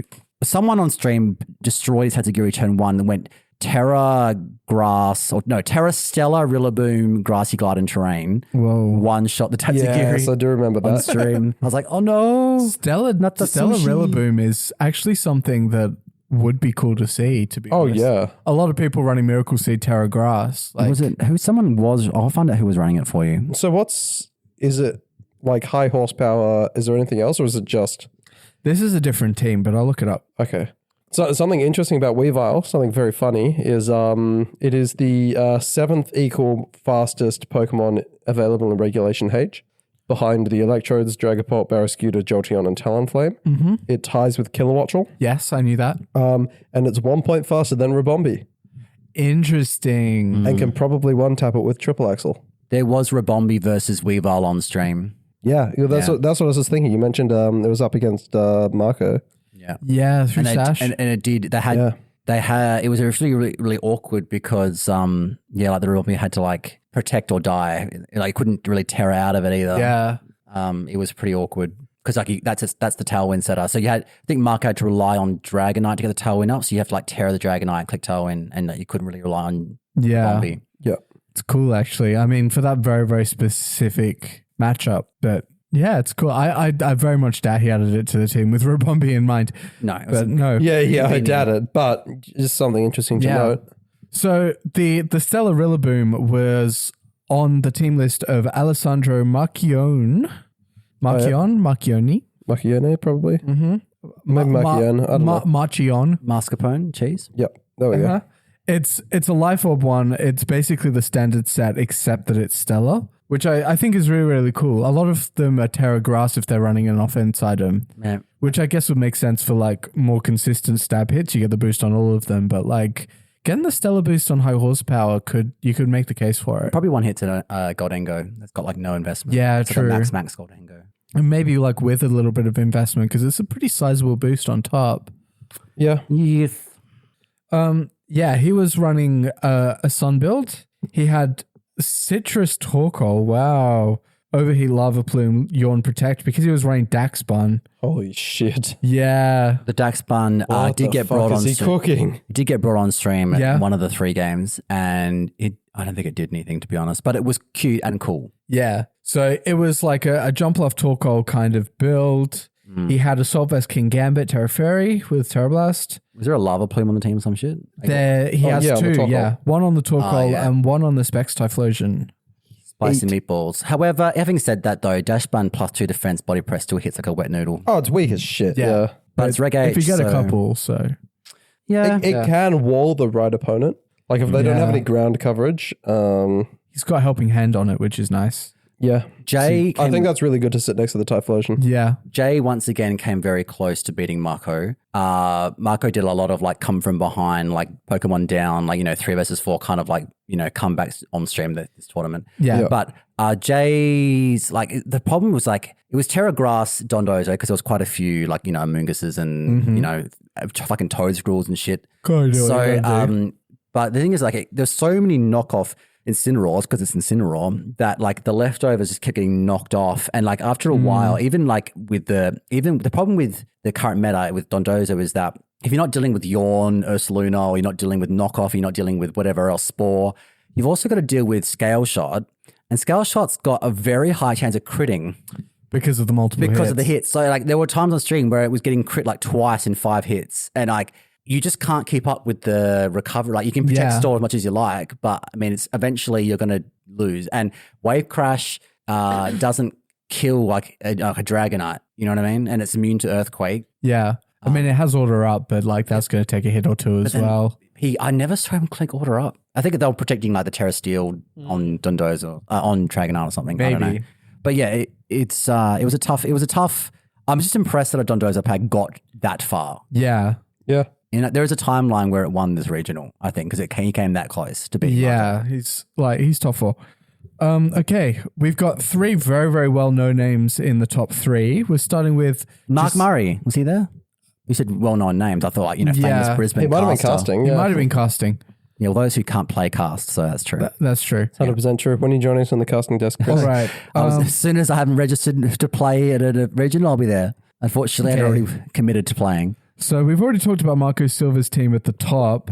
Second place and third place were 2 very, very boring builds. We had Giuseppe Musico. I'm really glad that he didn't get into the final. Yeah. Giuseppe. It would have been the same thing as the other time. He is running the Acro Sneasler. It's Grassy Seed on Burden. Terrifying. But yeah, he's got the standard safety goggles, Terra Ghost Incineroar that we've seen a million times. He's got the standard Life Orb Goldango Terra Water we've seen a million times. He's got the standard Ursaluna Blood Moon Terra Electric Yawn. We've seen that a million times. He's got the... Oh my God. He's just got 6 good mons. Yeah, it's seriously it. He's got Loaded This isn't Dice the Lele Dragonite team, Terra is it? Pretty much like, Fairy. it's what, small 6 apart from like Sneasler instead of Alolan Ninetales? So like pretty much. I think so. Was it Sneasel? No, Sneasel was in those finals.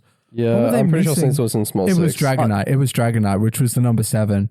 Yeah. So I guess that's the other way that you could take small 6. Yeah. Yeah. So yeah, Terrafire AV Rillaboom, like the set of sets. Terra Fairy, Loaded Dice Dragonite, the set of sets. It's Haze, Scale Shot, Tailwind. This is nothing we haven't seen before. Very good team. Do you know what we haven't really seen much before? Yeah. Is Eduardo. You're about to announce him in second place. Yes. I was rooting for him. I am a Smeagol fan. I don't like people that come after Smeagol. Get over 2016. It's a long time ago now. I was a big fan of it. It was a Tailwind Smeagol set. Yes. Cooking. Which makes a lot of sense because he's running the exact same 6 aside down to the sets and the terrors, except that he swapped out the Tailwind Dragonite for a Tailwind Smeagol. Hilarious. Hell yeah. So, I mean, otherwise not that... Oh, I just noticed that he has Calm Mind on the Blood Moon. He did. And he did a lot of that on stream. Yeah. Nice. I think he won game 2 against Marco because the Calm Mind made him live later, and it came up that he got a sneaky Calm Mind off on a really crucial turn when he did he predicted the turn really well, and then later in the game, if Marco had killed that Blood Moon that turn, but he lived on a little chunk of Because HP of this because of the finesse. Calm Mind. Yeah. It was, Nice. and then with that +1 Blood Moon just nukes shit. Absolutely It shreds. nukes Rillabooms, and if you chip a Dragonite, it nukes that. It's crazy. Yeah, that's a very cool tech, actually. And there were times where you could, it would have been cool to have a sneaky Vacuum Wave or a sneaky Hyper Voice for the spread, so you don't have to predict which one's going to protect and all that sort of stuff. But overall, I was impressed by the Calm Mind Protect Double Stab Earth Power Blood Moon set. I do think that you would have to be an extremely good player to pilot it, though. Yeah, Just to know when you can get away with a Calm Mind or not, to know when you need the Calm Mind, in the late game or not. He has the support for it. Double Fake Out and the Follow Me. Triple Fake Out and the Follow Me. You can never have too many fake outs. That's true. Exactly. 4 even. 5? 6 potentially. 6. Oh, you know what? Book it. Let's do it. Yeah. 6 That's what I'm bringing to the next tournament. Yeah, 6 fake out mons. Yeah.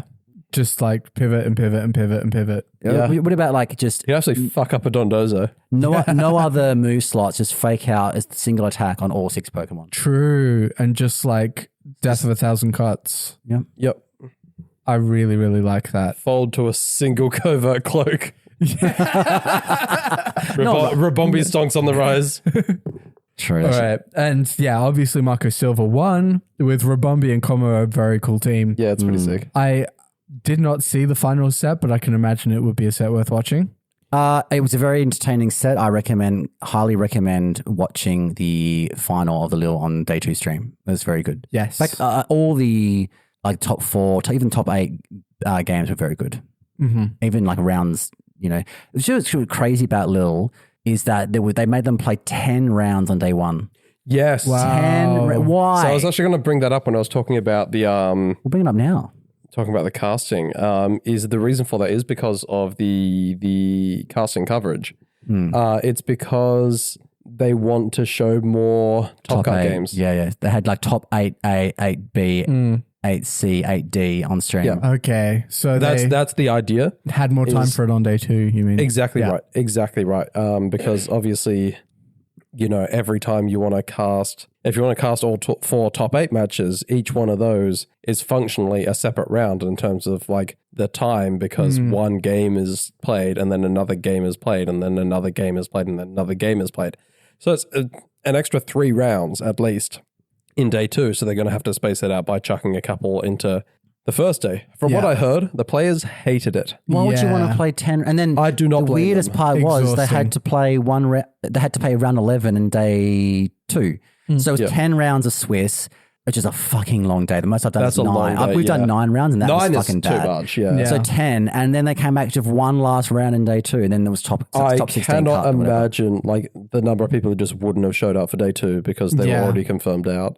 Oh, that's crazy. I don't know if I just like seems that. silly, yeah. I mean, if they're going to, I do appreciate having as many games as possible on stream in day 2. That's very exciting for all the viewers at home. But for people playing, it's fun. At that point, just like run the entire Swiss bracket, 11 rounds on day 1. Fuck it. And that way only top hat. Remember they were told they had to get there at like 6:30 a.m. or something. Or was it only American ones? I'm not sure. That's like about Lille. that's like that's they want to fit potentially a everything. 12-hour day. Either way, it's a ridiculously long day. 12 hours is what I heard as well. I think you've got 2 options. Either suck it up and just don't show as many stream matches on day 2, or run it like an internets and run it over 3 days. Or run 2 streams. Or that, have a side stream. Yeah. Well, what about, can they just do like cap it at 9 rounds of Swiss on day 1, like I thought they were doing, and then after 9 rounds, can they just have like an asymmetric top cut and then just start day 2 just top cut and put all the games on the stream? Are you saying change the number of Swiss rounds they play before top cut? I mean, do they need more than 9? That comes down to numbers though, doesn't it? It does, yeah. Okay. I'm not a People mathematician. smarter than me have figured all that out. Yeah, same. If you're smarter than us, let us know. Can they get away with just 9 most rounds? of our listeners, if I'm honest. Not all of them. I mean, like Alfie might No, I listen. said most. Okay, cool. Okay, cool. What else is there to talk about? Do we have to talk about Wolfie now? Well, no, we do, but also there was I think it's important. after is. the amazing meme that was Milwaukee Piss Table, which I still, by the way, I think Milwaukee Piss Table is a great band name. Yeah, Yes. it does sound like emo. Yeah. Midwest emo. There was the Lil Piss Chair.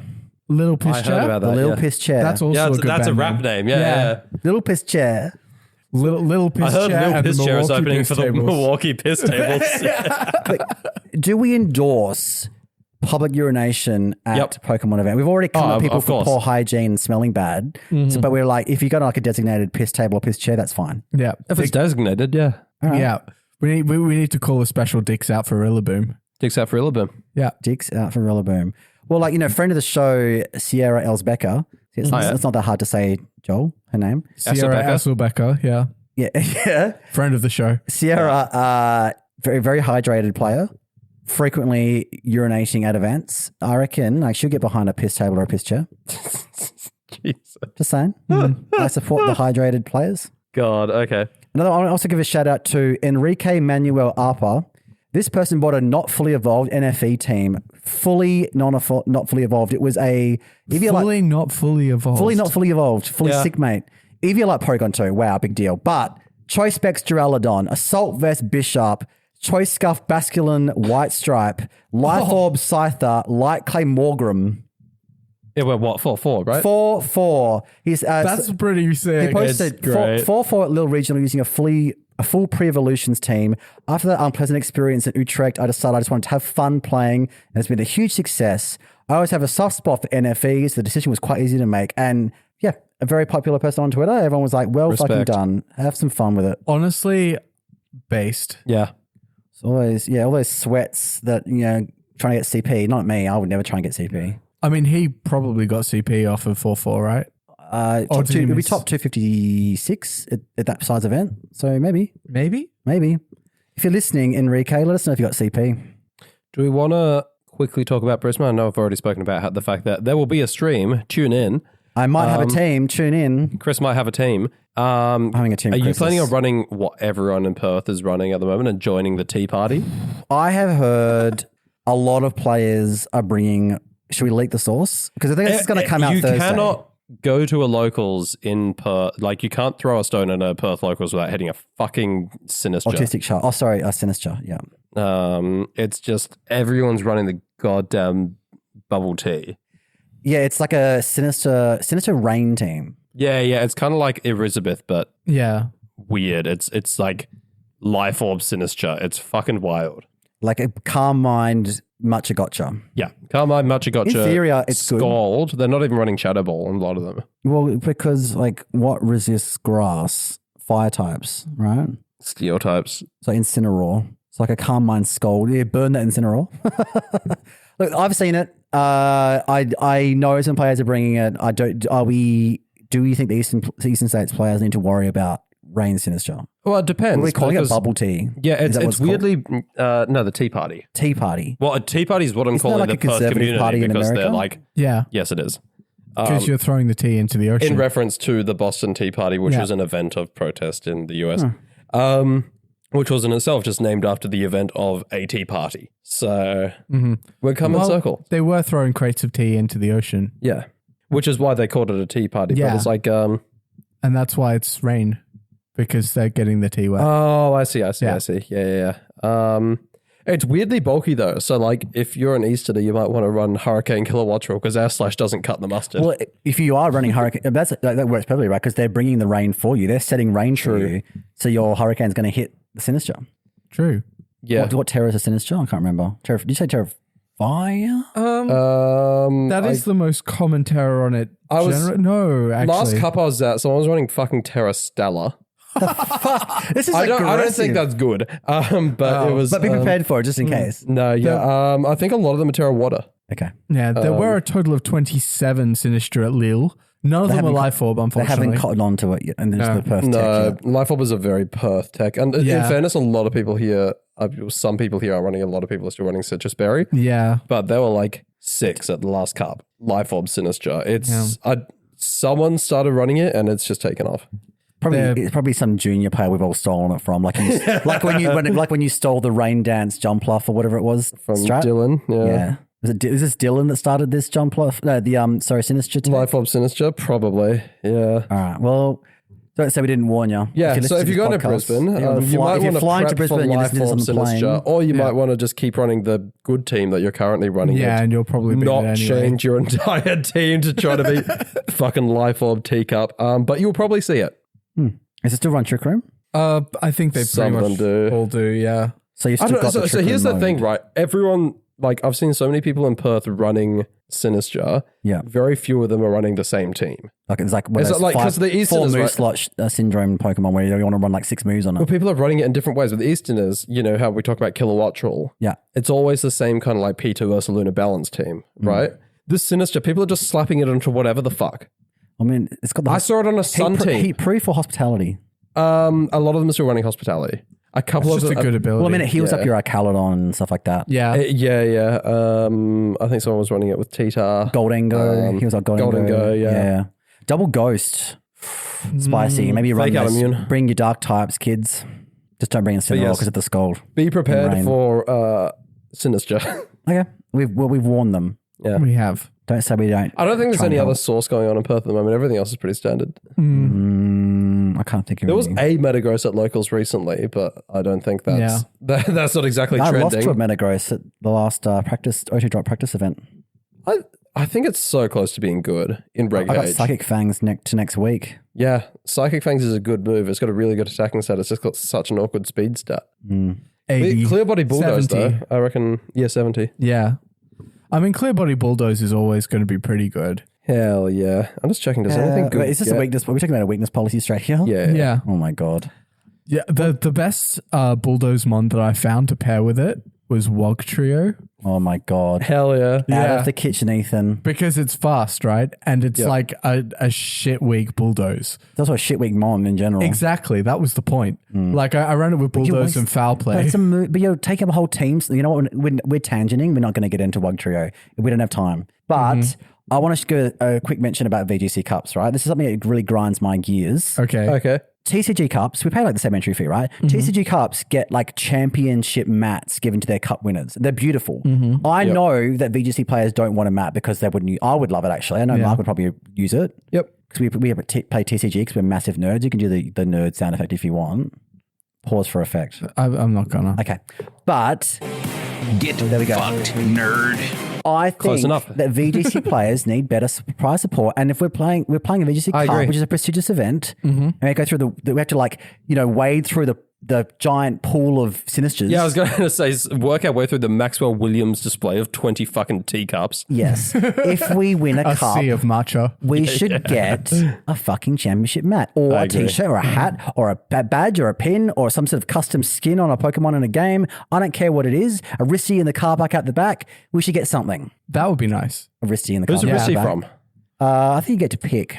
I was just thinking, Okay. like all of these dudes rocking up with matcha lattes. Do we have like one of those like TikTok performative male problems?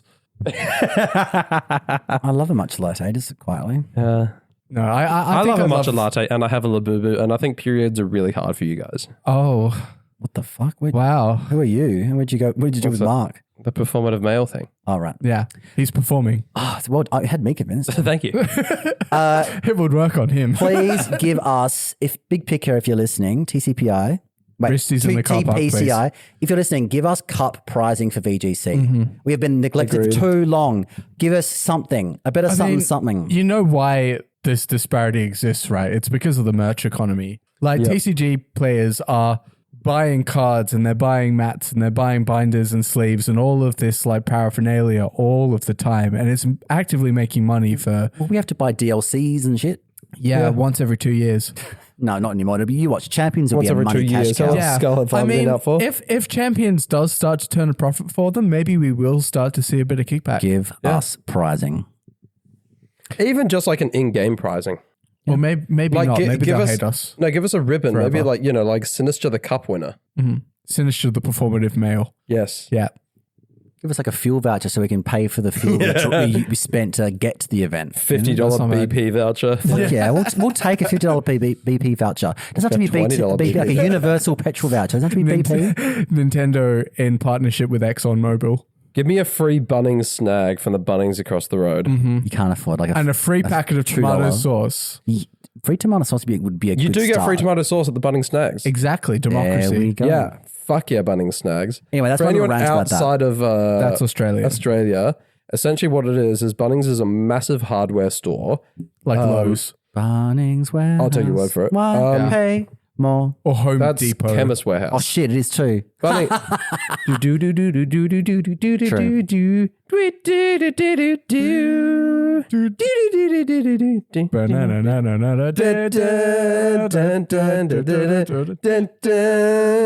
Bunnings Warehouse. The lowest prices are just the beginning. That's so good. Hell yeah.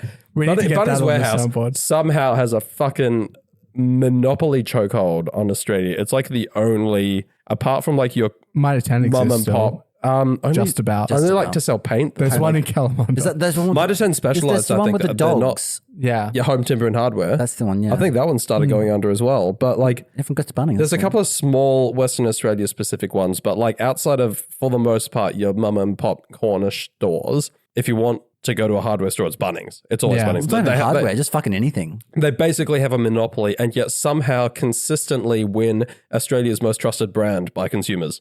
Yeah, they even like had to be open during COVID-19 lockdowns because they argued that it was like because of a mental health crisis, no one could go to Bunnings. It was like they had to be open. Yeah, exactly. This is like the mental health crisis of not being able to go to Bunnings. Yeah. Literally, Understandable. It was deemed an essential service, so they had to stay open. It was like hospitals and Bunnings. Everyone else get fucked. It's true. Bunnings has special retail exemptions. It's not bound to the same retail trading hours that like Really? supermarkets and other. Yeah, so that's why Bunnings are open, can be open later and open earlier on a Sunday. Interesting. Is that just their status as a cultural touchstone?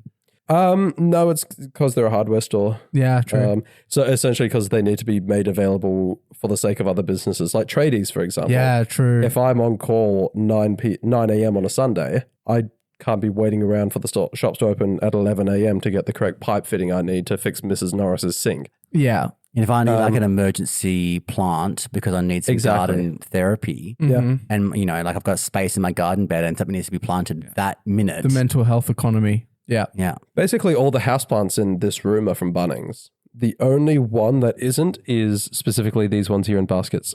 Oh, what are they? They came from Woolies. Oh. I was doing my grocery shopping one day. I saw them. I was like, those are actually quite nice. But yes, Bunnings, big ass hardware store. And then for whatever reason, on weekends, they just set up a barbecue, cook up sausages, and It's they for charity. They sell hot dogs it's out just, the front. it's for charity. Bunnings doesn't even do it. They just let people come to their store and do it. It's literally like a gold coin donation as well, usually, isn't it? They cap the price. It's $2. It's like $3 for a hot dog, $2 for a drink, and they're not like literally not allowed to charge more than that. So you Yeah. can get a whole meal for $5. The snags are price controlled by Bunnings. It's pretty good. No wonder they get voted the most trustworthy brand. It is the most Australian thing. So they get a barbecue, cook up some sausage, put it in between a piece of bread.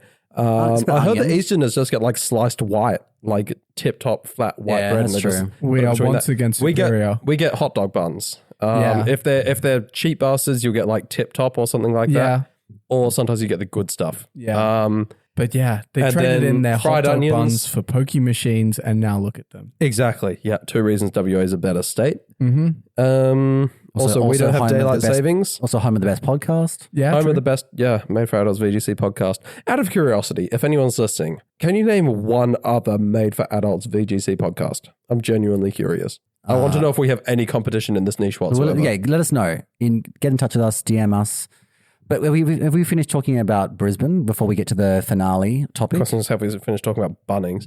I think we've finished talking about Well, good Brisbane. luck to I'm everyone. not competing. Good luck, You everyone. are. Good luck to you casting. Thank you. Good luck to Yeah. everyone competing. Good luck to everyone watching at home, cheering on me on stream. Absolutely. Thank you.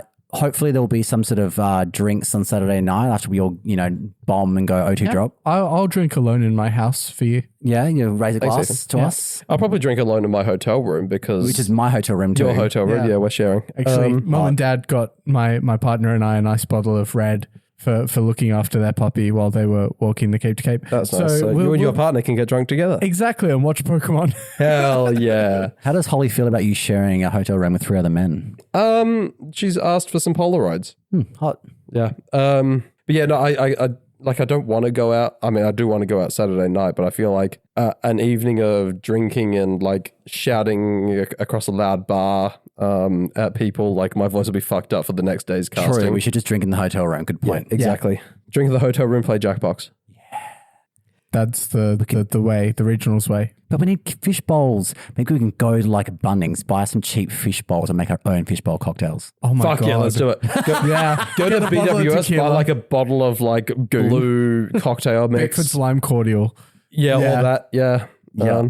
This is a bottle of margarita mix, Oh, true. bottle of tequila, and then like Ice? a liter of crushed ice. Yeah. Yeah. I can imagine like the hotel cleaning lady the next day is like there's just like 4 fish bowl. bowls Four sitting on the individual dining piles table. of tequila vomit. It'll be worth it. Yeah. Anyway, Brisbane, not the best regional in the world because obviously that's Perth, but That is Perth. it's like top 3. But the Yeah, I'd say most so. enthusiastic. The most enthusiastic. That's a niche fucking reference. but we've referenced it on the podcast before. We have. So I go know listen to exactly a who few you're episodes talking ago. about. And as always, as well, for any Australian regionals, if you're a fan of the show, come say hi. yeah. Yes, I'll give you a sticker. I might give you a handshake, a fist bump, whatever you need. If you're a previous guest, make the flight from America. Come get a selfie with one of the prestigious casters. Yeah. Yes. We'll even give you a sticker for your laptop. I won't because I won't have any on me, but Chris will. I will Chris give will. you a sticker. Yeah. If he isn't busy winning the regionals. And if you're really hot, I'm going to give you my number with consent. Yeah. So we don't have a heap of time left, but do we want to quickly talk about what's going on with Wolf Glick? And Let's do it. Yeah. Release Let's the video. touch on it. continue to lament how the community kind of sucks. Yeah. Yeah, we can do better. Yeah, so for those who haven't seen and haven't seen the ensuing discussion, Go that's watch it, formed first of around all. it. I'd highly recommend watching it. To be honest, I watched it at work. I kind of had my headphones in and I wasn't actually watching the screen because it was just Wolf talking to the camera. But I was listening to what he was saying while I was doing my spreadsheets and stuff. Yeah. It was pretty good. Like it's like just a good watch, very insightful. Quite upsetting to hear what he's going through, but as I mentioned before we started recording, not really surprising. No, Which is a really considering unfortunate all the thing to be shit saying. that's like VGC is going through like a probably TCG, the whole Pokemon community goes through like it's almost like a Me Too movement where it's like every week someone's like, yes, I've also been sexually harassed or raped or molested or stalked or it goes on and on and on. And obviously it's a minority of the community. Yeah. As Wolf pointed out in his video, right, he's got 2 million subscribers on YouTube, right? Majority of people are great. If he's got 2 million fans, if Is just it 0.1% is still 2,000 people. 2,000 psychopaths Yeah. out there. Yeah. And if you go into an event and there's just one psychopath, that's one psychopath too many. Yes. So for those who haven't seen it, essentially he mentioned he's taking a step back from attending in-person events. Yep. No more tournament event videos like Worlds this year. No more Worlds video. Correct. Yes. He cited a variety of reasons. One, he doesn't want to. That was Well, yeah. I mean, yes. That's the main and most important reason. But the first one he mentioned, which he kind of like didn't put that much emphasis on, but I feel like is The main the one. scariest. I don't think it's the main one, but it's definitely one that we should be putting a lot of emphasis on. Is like, guys, what the fuck? Is apparently he would consistently get groped at events. He was being People would ask him for a selfie. They'd pose with touched him and then grab him. inappropriately. Yeah. And there's something about being kind of like a pseudo celebrity, like having that level of fame that gives people a sense of entitlement. So Yeah. weird. Just a very sort of parasocial. I know this person better than I actually do.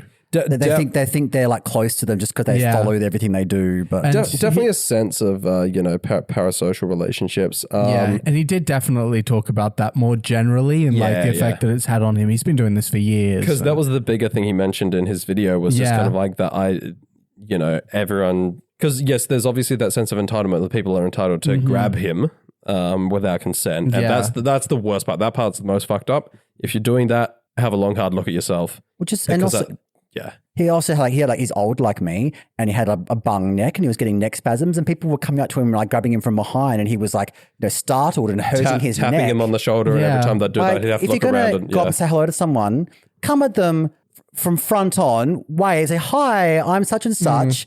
Maybe you can like put your hand out for a shake or something. Don't grab them like without if someone came up and behind and grabbed me without me knowing who they were, I would also freak out. Like and if it's not possible, then just leave him the fuck alone. just respect boundaries. Yeah. Because I mean, that's something else he said as well. Is like he likes to go to tournaments to compete, but he feels like he can't go to a tournament without Getting swarmed. just getting swarmed by fans. Yeah. Well, he said that one of the issues is the events have got so big now, whereas when the event regionals are a bit smaller and the venues are a bit smaller, you could leave the venue between rounds and go Find have yourself a a hiding place. Find a hiding Yeah. place and just have a break from it all. With these massive super events, 1,000+ players, the events are so big, you can't like in Melbourne. We're going to Melbourne Regionals, right? You can just go outside and there's like a little like chill section outside. These big events in big international cities, you can't just bail between rounds because 1,000+ players. Yeah. you got to be able to find your table without getting a game lost, between rounds, right? They're huge. Yeah. So I understand. So the people have suggested, a lot of people have said like I think this is problematic, but for the high profile players and the content creators and all that sort of stuff, they should have some sort of green room type area between rounds where they can hang out or some undisturbed. cordoned off play area. Yes. I mean, that doesn't really work with the tournament structure that we have. And also, How do you decide who gets to go there? exactly. I mean, Wolfie is the only truly high profile player who's like a celebrity. I don't think that's true. mean, We're definitely developing more cult personalities. Look at Marco Silva. Look at like Aaron I mean, Saltron, they're Zhang. big players within the scene. No one's disputing that. But I think so. not- What Chris is referencing, it's a thing in Yeah. other games. I know Yu-Gi-Oh has it. I'm not entirely familiar with the logistics of it all. I would imagine it's done based on an application basis, in the same way that they award things like media passes. You apply, provide your reason for why you feel that you should be in the kind of like high profile area. Yeah. People like Wolfie would barely need to apply. It would just his application would just say, "I am Wolf Glick," and that approved that one. But like, Not to be confused with don't you know who I am? yeah. But in answer to your thing about the tournament story, I feel like, there's already a thing with designated seating. People with disabilities, they have their seat, and so they don't have to keep moving between rounds. They just have their seat. And if I was to pair into that person, I would go and sit at their designated seat. Yeah. So same deal. If I was to pair against Wolfie at a tournament because he was doing horrendously badly, I would... Could be round one. Yeah, it could be round one. I would be in bad the day for you. designated area. Yeah. But there'd just be a do specific remember- ruling to not be a fucknut. I do remember one year's Perth Regionals when it was in the Perth Town Hall. There was the that winner's side room. Yeah. And I kept doing well enough to just kind of like peek my head in there, do one round to get kicked out again by someone better than me. It was like 2018 or 19. 2020 it was. 2020, yeah. Here's my The one you were at, yeah. here's my problem with the I was very familiar with that room. like the secure room, like the green room, whatever you want to call it. My issue is that great, that stops Wolfie getting harassed. What if a non-high profile player gets like sexually molested between rounds by some super fan of theirs? It's like, you know what I mean? Like you're protecting a handful of people, whereas the problem is the whole be community. stalkers and fucky stuff. I don't know. I've got to address that because sure, it's not going to end molestation and harassment in the community, but it's going to end some of it. Like it's going to fix the issue that Wolf and other people like him experience. So I don't think we shouldn't do this because it won't fix all of it. Yeah. Because it'll fix some of it. No, but it's just they're taking do action feel for like- a select group of people. Yeah. and Well, ignoring what the action rest. would you rather they take that will fix it for everyone? Well, maybe they Because I groping, know sexual what the, I harassment, don't know what the solution is. Yeah, I these don't- things are already banned at tournaments. Yeah. right. Yeah, Like, I don't know it's- that it's a question of fixing it for everybody because, like, this is a situation that, for now at least, is pretty unique to Wolf, right? Yeah, I Like mean, so- nobody else has like far as the we know. I profile don't- that he has in VGC. Yes and no. I definitely see where you're coming from, and I agree that Yeah. there are Wolf specific problems here. But by the same token, Joel actually said, without trying to, one up or whataboutisms or anything like that, he said Wolf is experiencing what every female player in the community experiences. Yes. Sounds like now that we're talking about high profile areas, maybe we should have women's only areas. And to be honest, not a bad idea. Not a bad idea. So like Wolfie has said, like the events are no longer enjoyable. It's stressful. It's like he gets anxiety. He has to run away as soon as the events are done. He flies out early rather than hanging around and spending time with. He left NAIC early. Exactly. Yeah. Like obviously, if you had like a friend group there, you could like meal with your friends in like a protective bubble. It And would that's what help, but he you can't have a friend group there at sort of every does. event. But yeah, it depends on which event he's attending. Yeah. Because other people have got jobs and can't go to every event, like me. I'm a friend of Wolf Clips, right? Yeah, exactly. Yeah. You have a job. Yeah. Yeah. But yeah, I understand where he's come from. Obviously, we're not going to get less Wolfie content, which is, this is his main income. This is his he's a full-time professional Pokemon player. If he's not going to events and not making 4.5 hour movie length videos on YouTube, then I don't know what he's going to do. Yeah, he's in a good place to be able to sort of afford that sort of decision. Like he can step back for his own health, and I'm We said And glad that he he doesn't does. want to qualify for Worlds this year. Yeah. He's still going to be making videos as well. He said he's just not going to be sure. being in tournament stuff. I will have a gripe against Wolfie right now. He made the top 10 worst fire type Pokemon I did this watch weekend. that. I And he haven't seen put, it yet. well, spoiler. Yeah. I'm not telling you what number 1 was, but he put Makago and Oricorio in the top 10 worst fire type Pokemon. I think that's offensive. Oricorio was wrong. That's wrong. And like a lot of them, people were calling him out in the comments for being like, well, these are all kind of the same. They all just have shit stats. And you just said they have shit stats. Yeah, I But think he that's also probably the point, acknowledge. but I will say he did acknowledge that Makago is a horse, he did. and I think that I saw that screen cap. that was great. But I feel like these problems, then they're not new, and I can tell you that they're not new because if you go back to, I want to say either episode 2 or episode 3 of this podcast, we're talking like right at the inception when we were first starting. Throwback. Ethan, you read out a cringy, creepy message from some fan. on some comment on a stream. It was on a stream where he, I say he, we don't actually know the gender of the person harassing Wolf. It was probably he. Said, blah, blah, blah, blah, and called him daddy. yeah. Yeah. And I was like, guys, come the fuck on.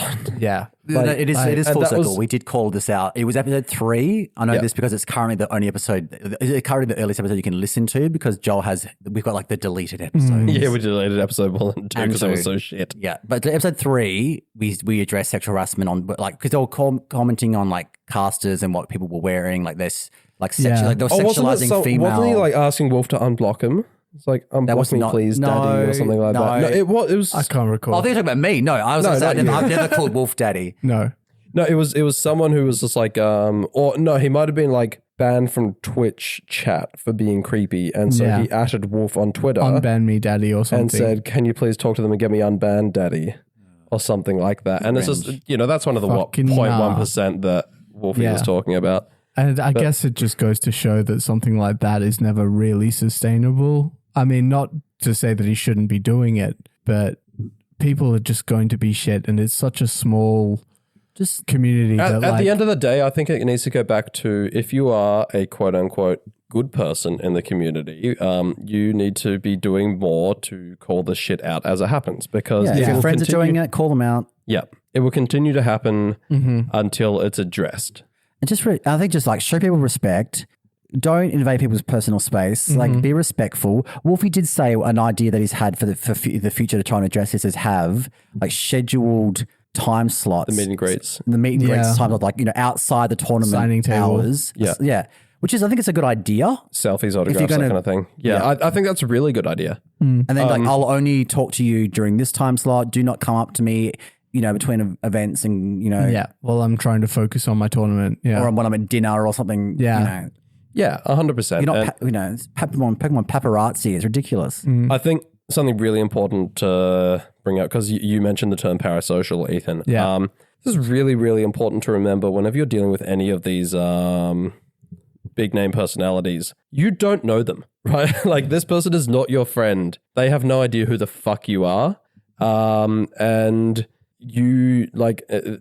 parasocial relationships. There's actually, before this episode, I was doing kind of research into it. Yeah. It's like a really interesting phenomena, how to, like, you know, you kind of like listen to this person talk about themselves and you'll kind of like subconsciously develop this idea of like, you know, a friendship there because you're learning so much about them. It's like, I feel like I know this person because, you know, I know, like, you know, we might get it from people who've listened to this and heard about some of the sexcapades I had when I was 17. Yeah. There wasn't that many. There weren't that many, but the ones that happened were very funny. Go subscribe to the Bottom Cut if you haven't already. Learn more about Mark. Yeah, exactly. He is your best friend. And in our case, we are friends.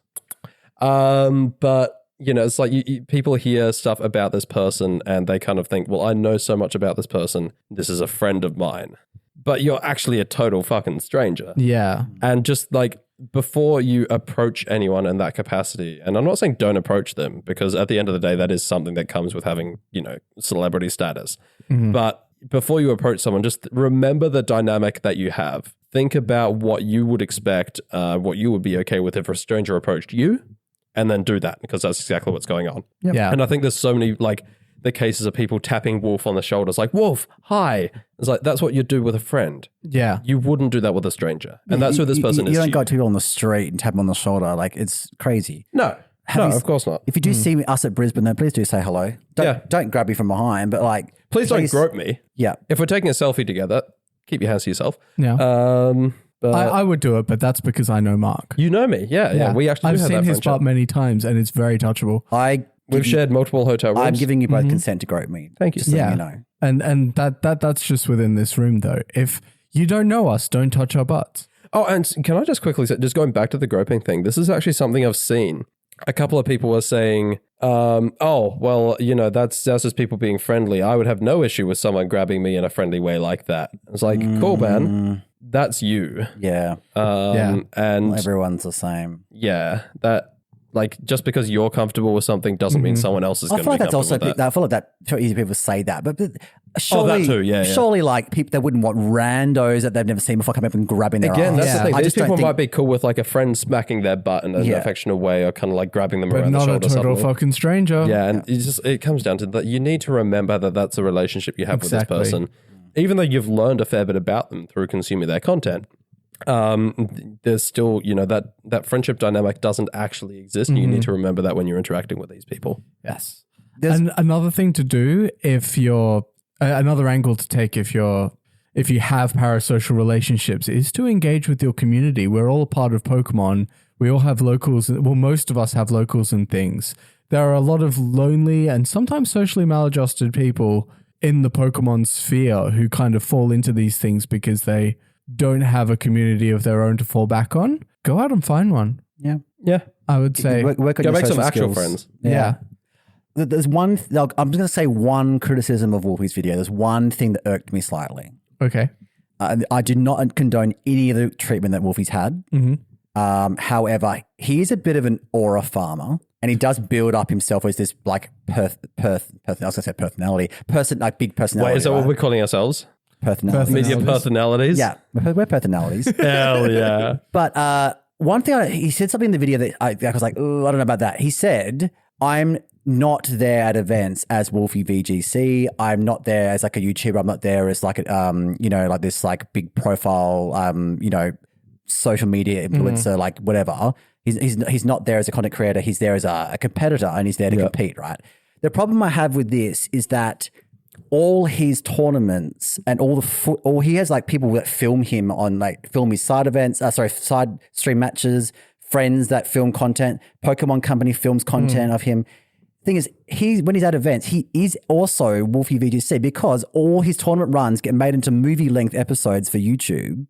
And so everything that's happening to him at a regionals is actually going to be on YouTube. And I think that's not unfair to say I'm there as Wolf Glick the player, I'm not there as Wolfie VGC. You kind of are because you're mixing the two a lot. He is changing that now. I think he is a bit. Yeah. So maybe he's just trying to sort of step away from that. I will say two things about that. The first is when he did that video, he actually said that apart from like the sexual assault, he doesn't necessarily blame people for doing these things. Yeah.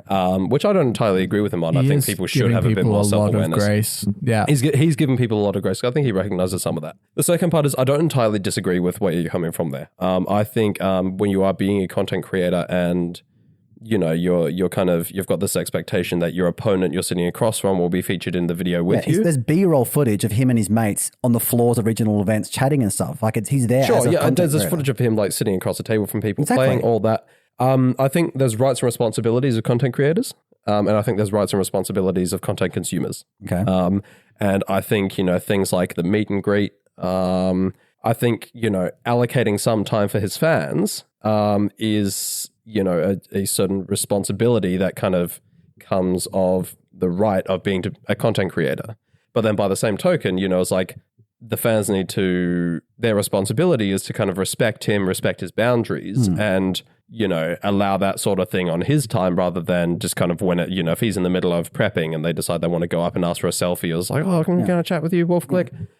So I think, he's probably got some kind of, responsibility to the community to give back in some capacity to kind of, acknowledge his fans. If he is making content at the event, you're right, he is there as a content creator. I actually don't disagree with that point. But I think there's a limit to that where I don't think, I don't think that precludes him from being allowed to play the tournament unimpeded, Yeah. It's sorry to put you with meet and greet. Remember, kids, or listeners, it is meet and greet, not meet and grip. Yeah. Yes, exactly. Don't grip the meat. No. Do not grab anyone's ass and or genitals and or really any part of them without their consent. If you're taking a photo with someone, a lot of the time, and I'm just expanding this out to in general, but a lot of the time people just like, taking a photo, putting my hand around their shoulders, putting my hand around their waist. Ask first. Yeah, no one's going to think it weird that you're asking, and some people might be genuinely uncomfortable if you do it without doing that. Yeah. Anyway, so my point, I understand what he's going through, but like the thing, I feel like it's almost like he's built himself as such a, because he doesn't avoid the spotlight, right? Like, I know this is probably like a broader thing about like celebrities in general. Like a lot of them like, oh no, don't, we don't want to be in the spotlight. Don't film us. We don't want their attention. But then next minute they're like deliberately aura farming to get attention. Like, I'm not saying that Wolf is doing anything wrong, but like he is not just talking about YouTube, but he also like basically gets employed by the Pokemon Company to be like an ambassador. He does his like, he goes to Pokemon HQ and streams his GC runs on Global Challenges. He has like documentaries made about him on the road to Worlds. He has his own like highly publicized draft league competition with other PokeTubers that are also very famous, and like that's all televised. And he builds his aura up so much. This cinematic 30 people to make a video for him on YouTube like things, and then it's like, oh, I'm getting too much attention. So it's like I know that it's like people should be able to get be celebrities and not be molested. I completely understand, but it's like, I don't know. It's like he's kind of contributed to the problem a little bit. That is a broader problem with sort of fame and celebrity in general. Not just the Pokemon scene. Like, it's like for celebrities. I don't think that him like pursuing all of this and kind of meeting his success and actualizing his dreams and that necessarily means that he, I know you probably would object to the word deserves. No, but I didn't mean that. Yeah. Invites Invites that kind of scrutiny on his personal life and things like obviously like the parasociality and the fandom aspects of it are part of it, but that doesn't mean that he has to like it. The parasocial thing, like in his videos, if you do watch the big, he goes into his mindset. He goes to like personal thoughts, personal emotions, personal stories about what he goes through like so much like personal inner monologue kind of stuff in his videos that I can understand people feel like they know him more than they. Well, I mean, that's how the parasocial effect takes place. But, he is a personality. He is selling himself, right? Like there is all this talk about Wolfie VGC being a persona, but it is rooted in him and his experiences and his expertise. Like he is the product, right? So it's kind of like a part of the whole sort of endeavor in a way, and like there's a balance there that he has to strike, and all of his fans and his network and his circle have to strike. Here's the thing. I think, absolutely. He's cultivated this following, this fan base. Yeah. He's cultivated his personality, and he receives privileges as part of his position within the Pokemon company. He's given high profile casting spots. He's treated as like some kind of ambassador. He was especially thanked at like Last Worlds or something, wasn't he? Like it was some big event. He was specifically thanked in the credits by the Pokemon company for what he's contributed to building the Pokemon scene. I worry about the Pokemon company like avoiding him now that he's he's brought up like I doubt harassment allegations. Because he didn't say anything that made it, suggested that the Pokemon company was, if he was just kind of like, I'm experiencing this and the Pokemon company knows and does nothing, I think that would be a different story, but that's not what happened.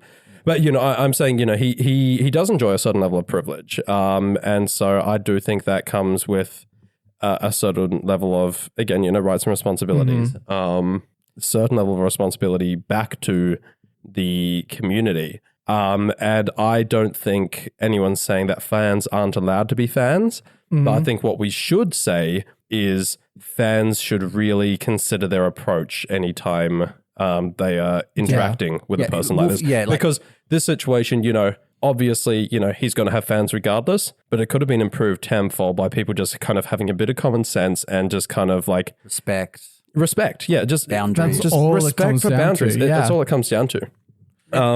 And find non-invasive ways to interact with him. Yeah. And comment on his videos. And that's the other thing. We've spoken multiple times on this show about the phenomena of microaggressions.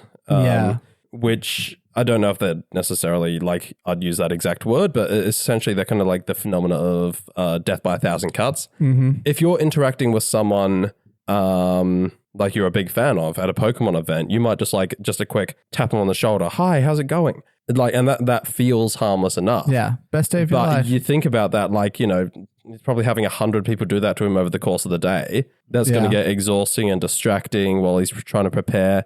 So, I think just, obviously, I think he's recognized that a lot of this is going to happen. And that's why he's coming up with contingencies like, let's have a meet and greet so that people do have the opportunity to do things like this. But I think it just comes down to, respect, basically. And coming down to everything like micro is bad. Microplastics, microaggressions, micropenises. Yeah, there we go. Same wavelength. We knew it. Absolutely. Just don't touch strangers, please, even if you think you know them. Be good to people. Have a little bit of fucking self-awareness.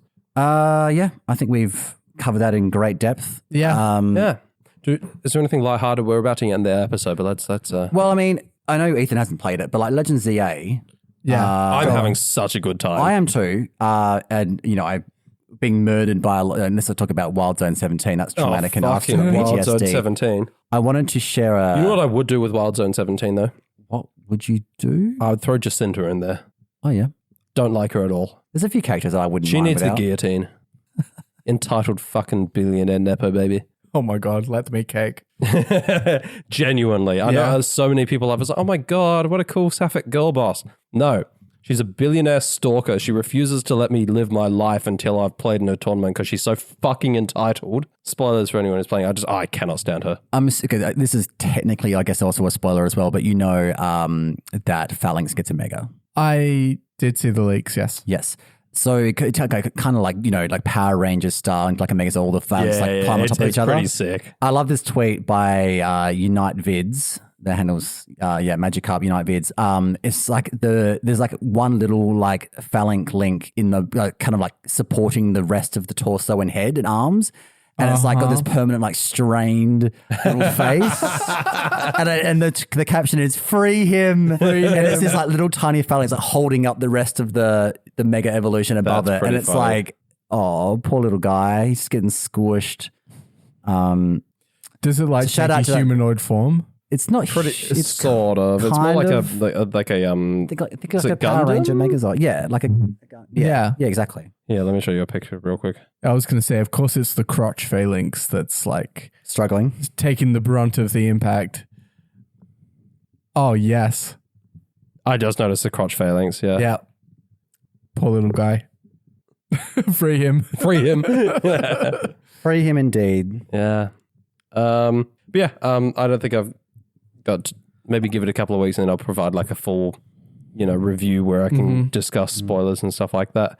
But I've been having a fantastic time playing the Shiny game. hunting. I even bought a Pro controller with like a turbo button function, so I get the old like mash A, put the lucky band on the joystick, and like just reset first shiny with like benches and shops and stuff. Hell yeah. I got called a slur on Twitter because I said I was enjoying it. So they kind of Clearly deserved that. the levels of haters. Yeah. I was actually replying to Necra's tweet where she was saying like, I can't believe all the hate I got for PZA, and I was like, yeah, I don't care about all these little things people complaining about. I just care that I'm having a really fun time when I play the game. And someone replied and said, "Your fun doesn't mean it's a good game, retard." Drop it a hard R. Yeah. Wow. Which I think is just like outside of just not being a particularly eloquent response. Not a particularly valid criticism, because what the fuck else are you looking for in a game? Than having fun, right? It's just like good graphics and text. imagine me leaving a restaurant. It's like, wow, that meal tasted really good, and then fucking Jobert 27 jumps out from behind a bush. It's like, just because the food tasted good doesn't mean it was good, retard. Yeah. I don't know. I've been very conflicted about this because like all of my friends around me are having a great time. And I'm just over here like, I don't want to buy a Switch 2 and support Nintendo and all of their shit business practices. You could run like a suboptimal Switch 1 version of the game. They have a version for Switch One. Yeah, I know that, but I still don't want to throw $70 at them right now. That's fair. That's fair. I had fun, and I'll probably get bored of it in a few months, but I had fun. Exactly. Look, I understand the critique that people are throwing. I think it was spoken about briefly last week about the game only having a budget of $13 million. If they've done well for 13 million. They have. And so, it's difficult maybe too. there's It's an not easy. argument they should be putting a bit more money and effort into the games they make. So I think that's a valid criticism, but I think people are being proper assholes to the people who are enjoying it. Yeah. I'm just frothing for new Pokemon stuff. I want champions to come out. I want the new Megas. I want to know their abilities. I want to try new saucy team combinations. Done with Scarlet and Violet. Exactly. Give us. Yeah. I just want to. I'm like phoning it in for Reg Age at this point. Like, just get me through to like next year when we can have a new. It's like they're talking about bringing back. We touched on this earlier about like we had to vote on Twitter and Instagram and stuff like that, which are our favorite regulations. And there was like Reg C, Reg I, and Reg F. And then it became the civil war about Reg C versus Reg F on Twitter and everywhere else. And I know you guys no one liked discussed Reg it. I. No one liked no. But like, Reg I was head and shoulders above Reg G, I will say. yeah, I actually disagree. Really? Yeah. Crazy take. I think having one restricted can be quite rock, paper, scissors. I think two makes it more. Two Yeah. makes it way more balanced. I think there were kind of like some slightly more interesting builds in Reg G. Like Reg I just sort of calcified into like 4 archetypes very, very quickly. It wasn't interesting from the team building perspective at all. I voted Reg C, and I'm part of that camp. So fucking wrong. I remember Reg Dolphin F fucker. just being like fucking Carmine, Terra Fairy, Raging Bolts everywhere on mirror matches. Okay, Raging Bolt, Reg F had approximately 20 to 23% I didn't want to usage. Regulation C, was Floodamane, had Urshifu. upwards of 70% usage across Yeah. the It did, format. but Floodamane, because it was like the only good fairy type in the game, and maybe Azumarill had like a minor Name moment another in the good sun. electric type. Yeah, let me just have this for a second. Sure. Floodamane did have 70% usage, for like a few weeks or whatever, but it's because everyone had this crazy different. It wasn't just like the balance on the new balance. There were other options, but Floodamane was commonly run like in Incineroar is now in every second team. 70% of teams, but it wasn't the same 6 Mons in every team. It was like 5 cool Mons and then a Flutter main to like round it out because that was the best option to fill the But void. it wasn't 5 cool bonds. It was either Palance or New Balance or fucking Ting Loostall. I just felt like it was a Dozo lower. was still around. Any format where Wo Chen is playable and good, like it was in Reg C for a little while, I want that. I mean, it kind of wasn't though. It was the worst of the 4. Yeah. But it wasn't like you could run Wo Chen and never not get not been laughed the out worst of of the the 4, room. just saying. I mean, the issue with Reg C and the reason I didn't like it is because the other 3 Treasures of Ruin were huge, massive fucking fish in a very small pond. Like, Power Knight and Flutterfish were completely fucking broken. And Ting Lu was just oppressive as hell. Mm-hmm. Whereas in Reg F, they were actually kind of balanced. There's other things on the same power level. Yeah, exactly. Give me any format without Urshifu and I'm a happy champion. Yeah, I mean, I feel like in Reg F, uniquely, like Urshifu wasn't as big of a problem as it is in other formats. Like, Agreed. Raging Bolt was around, obviously, but there was a lot of Wellspring. There were a lot of other things that were, able to like really victimize Rapid Strike in particular, to the point where Single Strike was actually more popular for a while. I miss my Iron Bundle that would just always one-tap Rapid Strike with Freeze Dry. Yeah. Like, I thought It was faster than Scarf Urshifu. I just don't understand how anyone could hate a format where Palafin was good. Like that is just, Palafin was fun. annoying as shit. Exactly, and just get good and beat it. Just get good and beat the Raging Bolt. Because we didn't have. I don't think we had Rillaboom Incineroar, like that was like available yet in Reg C because it wasn't home. I know. It wasn't the home No, DLC. that's why people were running Arcanine. Yes, it was so good. Bring back Reg C. I'm fully in Reg C camp. You're never going to convince me otherwise. We could be arguing for 1,000 years and I wouldn't change my mind. Oh, well, let's stop arguing because I'm just going to hear more of his dumbass opinions. Yeah. Well, one of the things that I found with Scarlet and Violet was that on a structural level, pretty much all of the formats we got were more or less the same. Like the faces were different, but there were always like 4 or 5 extremely broken fucking meta threats that you just had to deal with. That What was the broken meta threat in Reg F? In Reg F, it was probably Raging Bolt. It was probably the Firewater Grass Core.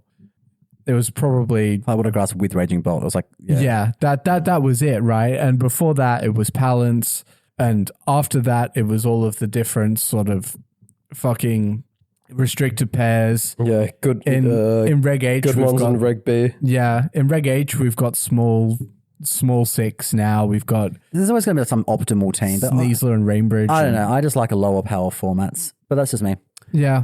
Anyway, look, I don't want to harp on. I just want to put my vote on officially as Reg C. Yeah, we should probably wrap up because we've been on this for ages. Yeah. One quick criticism of Wolfclick's video that I just remembered. Here we go. This is very quick. It's very quick. He also brought up another criticism about like how he didn't like it like last year's Worlds or this year's Worlds, depending how you look at it. But like August this year when Geo won.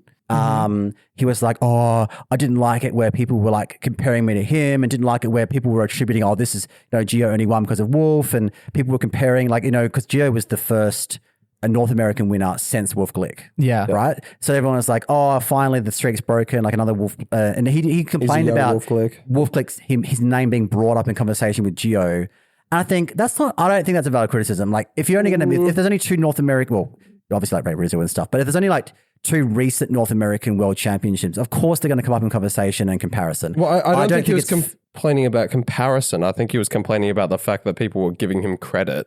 I think the credit's a bit like, I don't think that's the issue that he brought. I think that was just like another little like grievance that he probably didn't need to bring up. Like, yeah. I think he was saying like he's genuinely feeling bad that he's often kind of like, he's so popular that people treat other pro players differently because of it. And compare him. He mentioned, Geo kind of being given credit, him being given credit for Geo's win.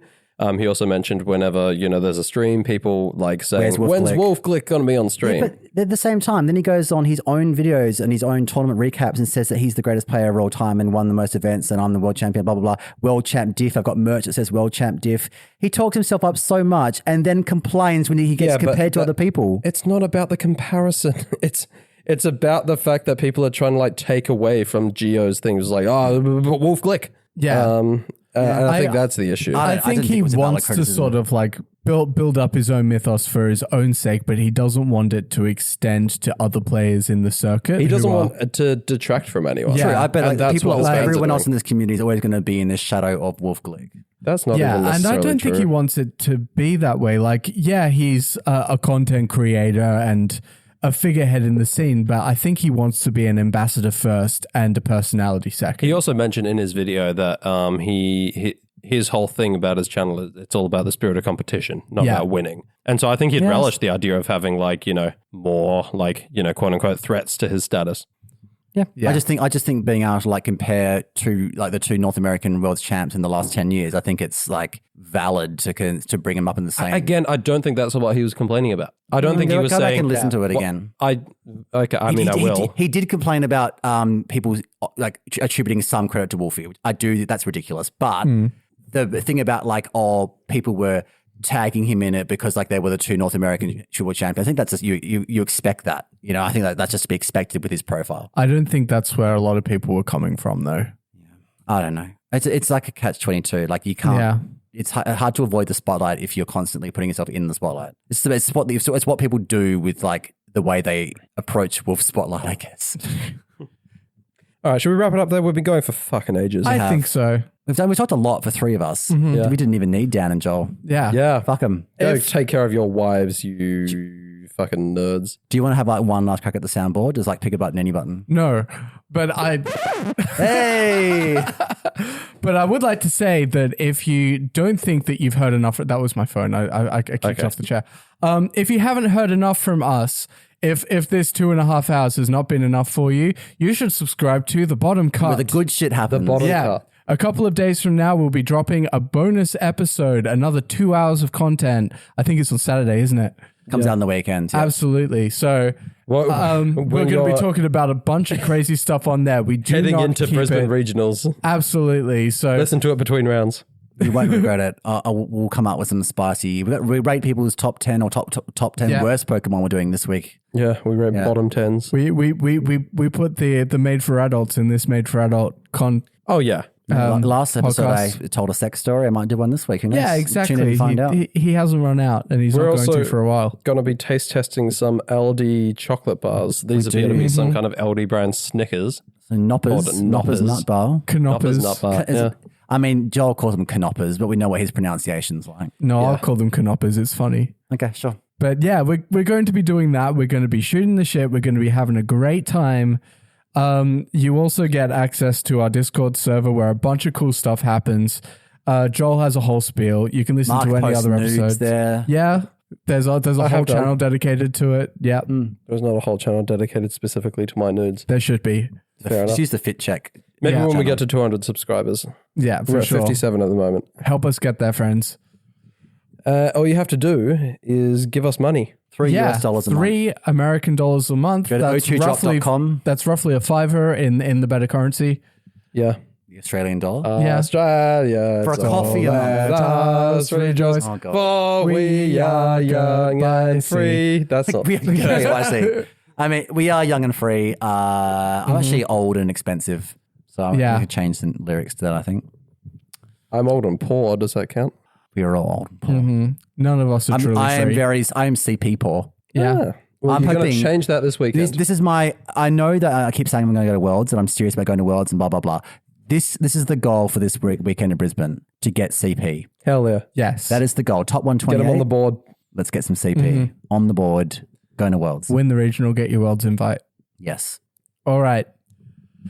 I think that is a good spot to finish. What does Joel usually say? Well, you asked for final shout outs. Yes. Shout out Chris's sister. It's been a while. Yeah, shout out Chris's sister. Shout out to the stream on Saturday. I know we did a whole big, ridiculous announcement. But seriously, do tune in. Please watch. Give us views. Yes. Yeah, it'd be If good to you're- just kind of build those stream numbers, because if we do get a lot of stream numbers, it'll make it, it'll make it look good. Yeah. So we'd be more likely to have that sort of thing in future. If you're going to be at Brisbane Regionals competing or spectating, shout out to you. Yes. Come and say hi. We'll be around. You won't be. No, I won't be around, but We'll be at the no Brisbane. one wants to talk to We'll me. be chilling around the Brisbane piss table. Yeah, We'll be contributing to the Brisbane piss table. exactly. Filling up the bucket. Yep. So yeah, come and give us a shout if Mark isn't casting. Chris will be around, winning the tournament probably. Probs. Dan will be there. Dan will be there. Dan will be there. It'll be me versus Dan in the final. Can you imagine O2 drop final? That would be Imagine something. me casting you two playing one another. That'd be so Jesus Christ. Perth local. Yeah, it's gonna happen. I'd have to be working overtime to not say the word cunt live. Hope you do. I hope you drop one just by accident. Actually, that might get us cancelled. Yeah. I hope you... It'll be a moment though.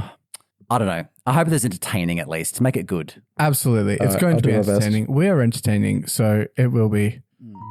All right. Thank you very much for listening. Until next time, friends. Until next time, friends.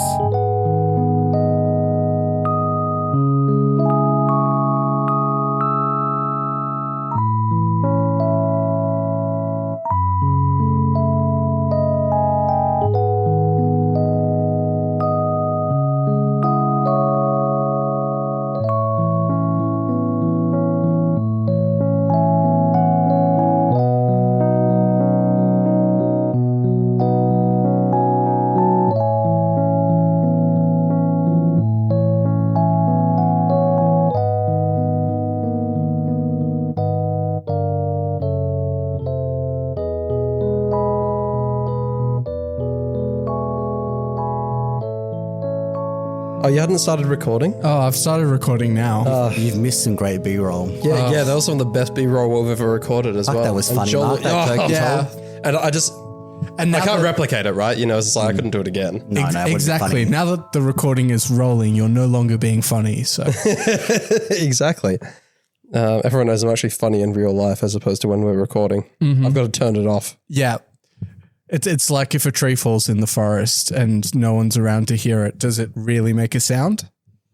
If I tell a slur in the forest and there's no microphone around it, am I still cancelled? I mean, only if you admit to it after the fact. Okay, fair so, enough. shit, I guess.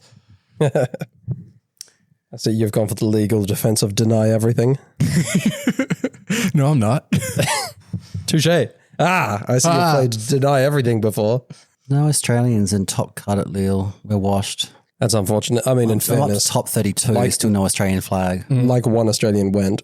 Yeah. Well, come on. We've got to, how are we going to like dominate the world scene if no one actually attends events? I've been saying this about the probably- Perth locals. I was going to say we'll probably dominate Brisbane, but let's be honest, it'll probably be a Japanese player. Okay, shout out to number 67th place, Jacob Margetts. Yeah. He won on stream at least. Yeah, and he had a Kingdra, so mad props to you, 8-4. with We can Kingdra. talk about that. And when we- Comfy, and Wheezy and Toad Squirrel. Oh my God. Oh, it's a Wolfie team, sort of Wolfie team. Yeah. We can talk about that and that when we start the episode proper. Yeah. Well, I mean, But normally now, Joel- this will just be shoved at the end. Yes, of I say, bottom so cut. therefore we've already talked about the event, so we're ruining the sacred timeline. This has forced Joel to splice it in. That's all we're going to say about Lil. You expect Joel to actually edit shit properly. He does more editing than the rest of us do. It depends on how many slurs Yeah, we but say. greater than zero is like, you could be like, 0.1% effort. Yeah. Yeah, it's still more than the rest of us. Relatively speaking, it's infinitely more editing. Actually, that's not true because a while ago I tried editing those YouTube reels, which didn't get any traction whatsoever. It was basically like voice clips of us, and I was trying to edit like a bit of Oh my God, Rabombi one? yeah. We've already talked about that Oh, because this is happening after the. it Oh, is because this true. is happening at the end of the bottom cut. Yeah. Because Joel's got really good editing skill. He might splice. Good cum stories this week, Chris. That's okay. I just wasn't listening the first time. I'm surprised that Joel gave us the okay to start telling cum stories in the main episode, not the bonus content. Fuck yeah, let's do it. I didn't have any cum in my chest today because I used a towel. Good job. Proud of you. Thank you. You still got to use some water after though, right? Because if you only use a towel, there's going to be like little crusty bits. No, I came on the towel. Ah, nice, Yeah. nice. I didn't. That's I just good. skipped the body hair altogether this time. Good call. Yeah. What, you like laid the towel out on your I chest? did like a bib. I like a reverse bib. Yeah. Yes. Like a napkin at a fancy restaurant. Scrumptious. Dinner for Like one. the idea that you're like lying on your back, jerking off, and then like a fancy waiter with like a little kind of curly French moustache just comes along, pipes out like a linen napkin and kind of lays it across your chest, and it's like bon appetit, sir. Tucks it in. Yeah, tucks it in. and Yeah, then offers me some cracked pepper. starts jerking off. Say when. Starts jerking you off like he's cracking pepper. Oh, that's well. If there was a nice lube, that'd be That's okay. what I imagine flying business Honestly, class yeah. is like. One of those. Did you guys ever do like wrist burns when you were like in school? Yeah. We called them Chinese burns, which That's is it. probably Yeah. inappropriate. No, Indian burns. No, we No, it called them was Chinese. It was Chinese burns. Either way, horribly racist. Oh yeah. No, because in New Zealand, a Chinese burn was something else. It was. It was. I'm gonna like. Remember, this is the main No, episode. go away. You're actually reenacting it. Yeah, I want to, but like, because I can't do it on myself because I can do it on my leg. Joel right? So said we can't do anything to get cancelled until after Brisbane. that fucking bitch. Yeah. It's all right. This Actually, will come that's out true. I don't want to around get the cancelled same until time. after I cast. We're not allowed, so no one gets to see my top 10 sex positions recreated in an IKEA bedroom in public until after Brisbane Regionals. All right, so this is what a Chinese burn was in a New Zealand primary school. Is you kind of like pinch like a fingerful of skin like that, and you go like that. Ooh.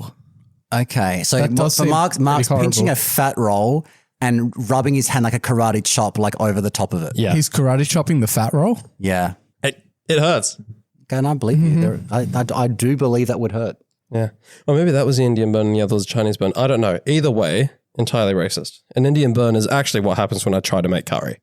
True. That's You pretty can always good. just like Thank you. make it milder. No, I'm not talking about the spice. I'm talking about the fact that I can't cook for shit. Oh, that's true. I've had your cooking and it's not terrible. Thank you. I mean, not terrible is not like I guess it's not a compliment. It's Yeah. like a neutral stance. It's edible, and I enjoy. I would eating not it. starve to death if I was trapped with you in an apocalypse, is what I'm saying. Why? Because you'd eat me? It would last me a few years. I'd be Yeah. the first. Yeah, look. Like that wouldn't be 5-star dining, but you'd make do. Yep. You'd have to slow cook me all the fucking fat. Mark crackling. Yeah. True. No napkin required. No. All right, should we start the actual episode? Yeah, I think that's what we're supposed to be absolutely. doing now. All right. Room tone is a thing, probably, Yeah, right? room tone, please.